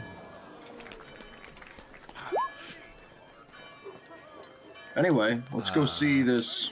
3 gold, though. So, yeah, a clerk will lead you guys into an office. It has they're going to lead, just Maximus to start with. Okay. The clerk will lead you to an office. A singular scroll cupboard is filled with a number of rolled up manuscripts. A map of the Mithdosian legal districts covers the back left wall, while the back right wall is filled with a bookshelf with tomes of imperial case law. Many, many tomes of imperial case law. In the corner of the room, there is a display case showing a sword and a folded piece of chainmail. The desk is oak, and there are no other chairs other than the large one behind it, meaning that you must stand while speaking to the man behind the desk. The man wears a white toga with a wedge stripe. He is clean-shaven, and his white hair is cut short. He almost resembles Tully's in that sense, like short-cut hair, clean-shaven face, scars. And he will take a look at you as the clerk guides you in and say, "Greetings. You are Judge Maximus Titus Gaia Ignia, are you not?" I am. Well, then let's start. Since I have been made the new Master of Judges, I've decided to conduct interviews to determine if the current standing of the judges is the best way that they should be organized. Essentially seeing if the synergy of your team and the members within it match the ideals of the Department of Civility. Do you understand? I do. So, let's start with this. And he gestures towards his clerk, who stands behind the desk with him, and the clerk begins to jot down, the words. He says, "What do you believe the role of judges is supposed to be in the Empire?" Well, before it was to ensure that the laws are being followed, both religious and what's the word for not religious? Secular. Alex? Yeah, both religious and secular, and to that's about it. I see. And are the judges above the law? No. Do you believe that judges face an adequate level of scrutiny for their actions? No. How well versed are you in Imperial law? I've been trying. I'll pull out my my law book for dummies, basically. That's so funny. Sir, I've been trying. Pulls out law book for dummies. But we received no formal education before being appointed as judges. So are you not a registered barrister in any of the provinces? No. I see. What task do you excel in? Hand-to-hand combat, horse riding, general leadership. I was a centurion for several years. You wish to remain a relatively well judge? versed. Not particularly. Oh. Well, if you're interested in prematurely ending your service, we could have the documents filed by tonight. And what would become of me then? You could go do whatever you wish. You would no longer be an employee of the Department of Civility. You would, of course, not get any retirement packages since you have not yet completed your term as a judge, but if you are not interested in being here, I have no desire to retain you. Oh. Oh, I see. No, I would like to retain. I would like to remain a judge until my period of service is up. All right. And, do you believe that you have conducted yourself in a way following the secular laws of the Empire in the past? Any major gaps? Other than my recent conviction of negligence, I'm going to go with no. So you believe you've conducted yourself lawfully and morally? According to the Empire and the Emperor, I do. Do you know anything about your former employer's involvement with conspiracy in the Southern Legions? I was there. I was just enacting his orders. We were never given explanation, so no. If you have more specific questions, perhaps I could remember, but no.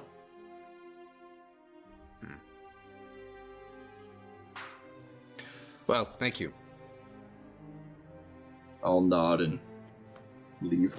Yeah, you head into the a sort of office waiting room. The clerk will come out and ask for Zednius to come inside. I'll go on in. The man behind the desk looks a bit like Tullius, though not nearly as tan. And he will say, "Greetings. You are Zednius Titus Fabricio Verusian, are you not?" Indeed I am. Well, it's a pleasure to meet a member of the Imperial bloodline. My name is Praetor Cato Cicero Gnaeus Jania, and I'm a Praetor of the Department of Civility and the new Master of Judges. Pleasure to meet you. So what do you believe the role of judges is to be in the Empire? To uphold the law. Which law? Secular and non-secular. Or up to the judge's discretion. And do you believe that judges should be above the law? Only in specific cases of carrying out their duties. Such as?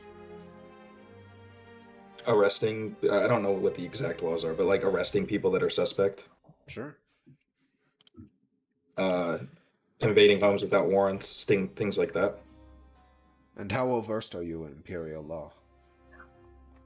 Hardly at all. I specialized in religious. I see.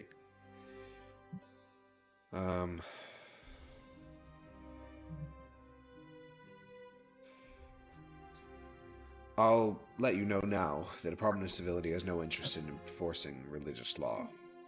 We are a secular organization which enforces the law as given to us by the Emperor.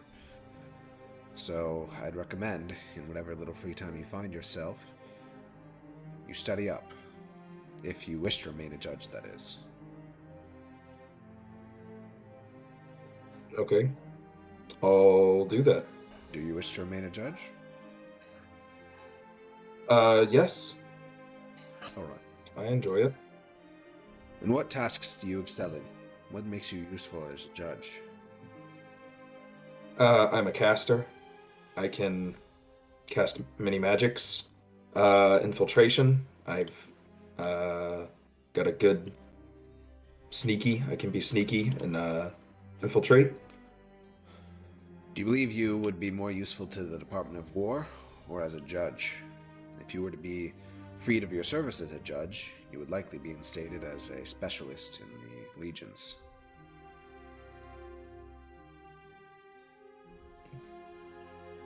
I think I would do better as a judge.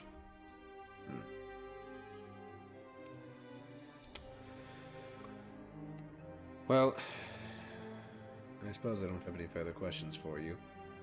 Oh, actually, your adoptive father, And do you happen to know his whereabouts? We are seeking a conversation with him regarding his involvement in the conspiracy against the Southern Legions. Oh, no, I'm afraid I haven't seen him in months. Ah. Nor has anyone else, it seems. All right. Well, that'll be all. All right, I'll leave the room. And then I have a question. Yeah. This guy totally matches the description of the guy, right? Of the, Yeah, Lek? yeah. I mean, yeah, but like most people do. Tullius wears like the reason why Tullius looks like how Tullius does is because it's the most like common way to look in the entire empire. Okay, but I remember Lek he looked like Tullius, but he had scars, and that's the way I know you that's just what described most him. correct. He does. Meet But I that saw. description. Did I see when I detected thoughts? Did I see Lek's face? I don't believe you did. No. Okay. Maybe you did. I feel like I did, but we could go back and watch it off. DM me that between sessions, because if you did, then you would definitely know whether or not it's him. Yeah. The clerk will next point towards Grania, and you can head inside. Okay. The clerk sets down the document, since the clerk will be translating, and the praetor will say, "Greetings. Within your personnel file, it indicates that you have had quite a few name changes, so what would you prefer to be called?" She'll sign Grania, but ask, do you want full name? If you're alright with going by it. She'll sign back just Grania is fine then. Alright, well. I am Praetor Cato Cicero Gnaeus Jania. I have recently been granted the honor by the Master of the Department of Civility to serve as the new Master of Judges. Now, you are a relatively new acquisition to the judges, so I'd like to pick your brain on a couple of things. Chief among them, how you believe your judges have conducted themselves as lawful officers of the Empire. My first question is, do you have any legal training? She'll check her head now. All right. Do you have a general understanding of Imperial law, at least? I don't know how much Pacentia taught her before Pacentia would have taught you becoming a nothing. judge. She was just teaching you how to control your magic. Okay, but she never. I guess like, how much does Grania know right from wrong from Pacentia? Pacentia's in the basic stuff like don't steal, don't murder, don't stuff like that, but nothing too crazy. She'll say basically not at all. He will nod. I see. Well, would you like to remain a judge?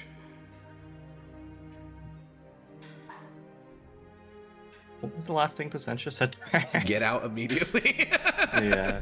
So out of character, if she says no, I'm just Grania's done as a character, right? No. No, I would not say that's the case. Well, how do we continue in the campaign if everyone else remains a judge? Well, I mean, she's not going to stop being a judge. We'll get there. Okay. She'll sign. Sure. All right. So, do you know which branch of the Department of War you'd like to serve in? Department of War? Like, as a question? Well, all spellcasters are subordinated to the Department of War, so if you are not to be a judge, then you would likely be sent to embed with one of the legions. Oh, I responded to him that I wanted to be a judge still. Oh. The sure was. I thought he was asking if I wanted to remain a judge. I see. He'll nod and say, all right, well. Then I'd like to ask you some questions about, I know you only recently joined this particular batch of judges, but they seem to be at the center of a great number of controversies. I guess we'll start with when you first joined up. On Gela Isle, do you believe your fellow judges conducted themselves as becoming of Imperial judges? She'll nod and add, we took out all the evil Raven people. Yes, that's well recorded. All right. When you returned to the capital, there was the matter of the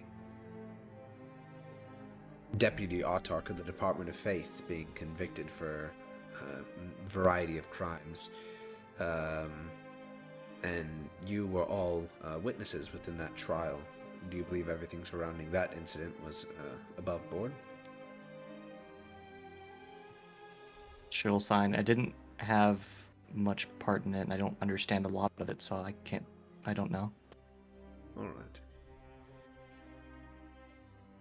Well, the tasks you excel in are obvious enough. You have a glowing endorsement from the High Arcanist, and she did express a personal desire when I reached out to her that you not be transferred to the Department of War, so it seems you will be remaining a judge for at least some time, at least until the war ends. If you can pass along my thanks. That could be done. Do you have need for a servant or caretaker, someone who can assist you in daily living?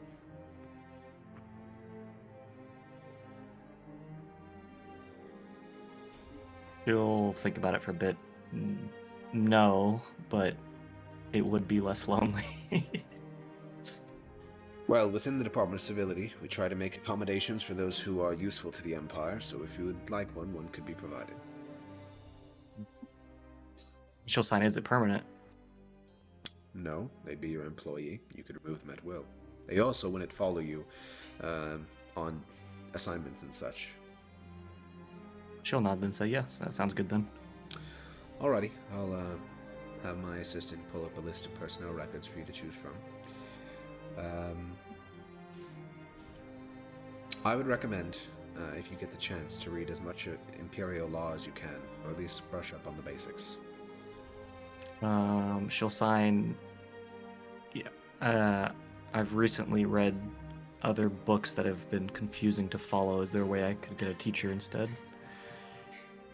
The Department of Civility does offer tutoring sessions. You could always go through one of those. I would also recommend that if you are unsure of what is correct in the law, you defer to the judgment of either a fellow judge or a Department of Civility employee that is present. It is always better to delay the enforcement of the law than to be wrong on it. Nodders. Man said nodders. Alrighty, well, the clerk will head outside and gesture for Severus to come in last. And Cato will say, "Greetings, Judge. You are Severus Octavius Aula Canidia, are you not?" I am. Well, I am Praetor Cato Cicero Gnaeus Jania. I'm the Master of Judges. And I have a couple of questions for you to determine your role in the new structure of judges. Chief among them, what do you believe the role of judges is to be in the Empire? What ought it be? What ought it be? Yes.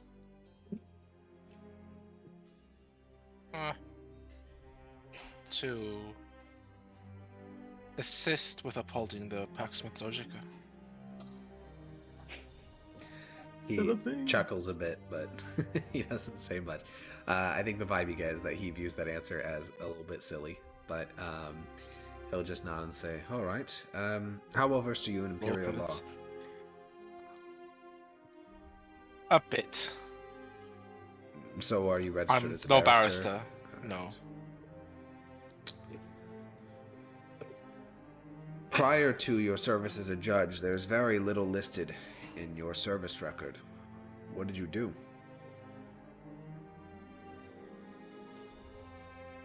I hate this question. And this guy can't know. He's not qualified at all. It's like, can you explain this gap on my in your resume? Yeah, that's why I didn't have a job. Fuck off. Yeah, literally. Can you fill in this 20-year gap from when you were 12 to like when you were 31? I'll tell him,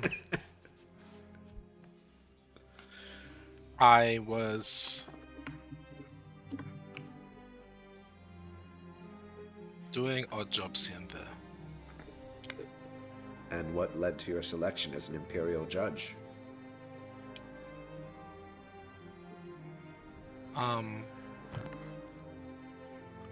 happened to or run into somebody who thought I might make a good judge. I guess it's luck. Or maybe it's destiny. Who exactly did you run into? The Emperor himself. It requires a direct appointment. Tullius. I'm not familiar. Oh, I'd expect you to be. Didn't he go by another name? Who is Tullius? Wait, did he not go by Tullius? Did I just No, he fuck did. up? No, he goes by Tullius. This guy doesn't know who that is. Oh, Zedny is his father? Oh, that Tullius. Why would he reach out towards you? Oh, I just... Zednis and me were friends. We just kinda... Ah, it's not indicated in your records. You're born in two entirely different provinces. Yes. We met by... Do you know what this Tullius coincidence. fella does? His record is censured. Even if I did, I don't think I'd be qualified to tell you. If it's censured, there must be a good reason. I see.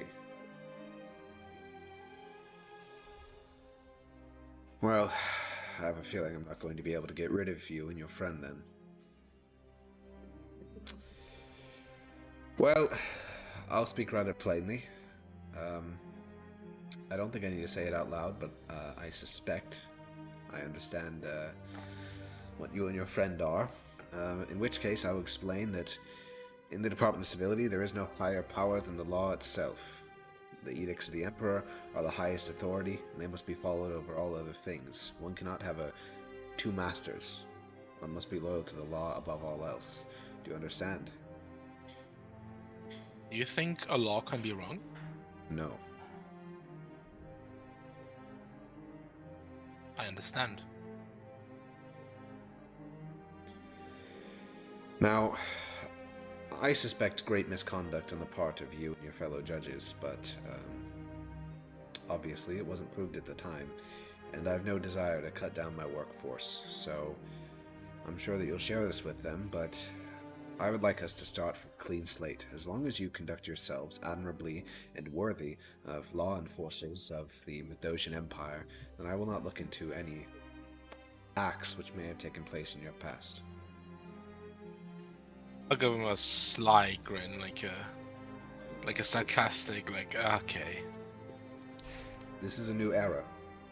We will follow the law, we will enforce it fairly, we will ignore the apprehensions of the Department of Faith, and we will conduct ourselves justly.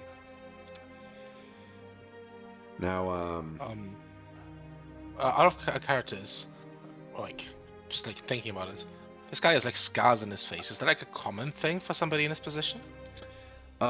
in his room, in his office, there is a sword and a like tattered chainmail, so he probably served in the legions at one point. And he'll nod and say, well, you can go inform your other judges in the waiting room that once I find a task, and once I determine if your team should even remain together, we will proceed. Remain in the city. I have to pay. Is there lodging for us, or do I have to pay for it? You will pay Myself. for it. Alright. If you'd like, you can reach out towards the accountants and ask for compensation, though I have never managed to once get anything from them in 20 years in the department. Why do you work here then? Because it is the highest calling one could ever ask for. It is the only thing Yeah, that but separates the us highest from calling barbarians. doesn't put bread on the table. I served as a quaestor for many years. That made me more than enough. I funds. understand.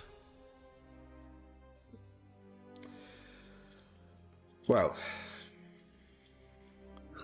that is all. Right. Yeah, you head back out to the the hall, and I mean, everything here is so different. You haven't seen a single stained glass painting, no statues of the Emperor. This guy's saying that secular law is cringe. That would actually get you in so much trouble in the Department of Faith. And he's saying that you're not even going to be enforcing anymore. This guy's crazy. I mean, Yeah. religious law's cringe, not secular. Oh, yeah. Religious law is cringe. Okay. Yeah, so... Accidentally said the truth. Yeah, so true. So Praetor Cato and his wacky interpretation of imperial law and very hardline interpretation of imperial law is going to be your North Star going forward. This guy is like almost as bad a this fanatic guy- as other people, like clerics. Is his title as prestigious as proconsul No, was? not even close. Praetor is actually lower ranking than you guys. Technically, if Oh. all were normal, you guys actually outrank him, and you could ignore him. But clearly, since he's your boss now, the imperial bureaucracy just hasn't caught up to like his job. He needs to be promoted to proconsul to actually do his job effectively. But yeah, next week we will pick up. Well, when we get our next session, we will pick up with the first task in the next arc of what the Department of Civility has in store for you. Law school arc, Pog. We're gonna have to study for what Law other school ones? arc. I don't know of law school arc, but you definitely will need to just actually enforce imperial law. None of this like, oh, we can get away with it. We're judges. That will not work in the Department of Civility. But we will. Are we still bound by the magical items? Yeah. Yes. Yeah. That's a Department of Magic thing. You need to improve relationship with them. Okay. Because you already have a good relationship with the Department of Civility now. So yeah, we'll do that next time we play. So bye-bye. Bye.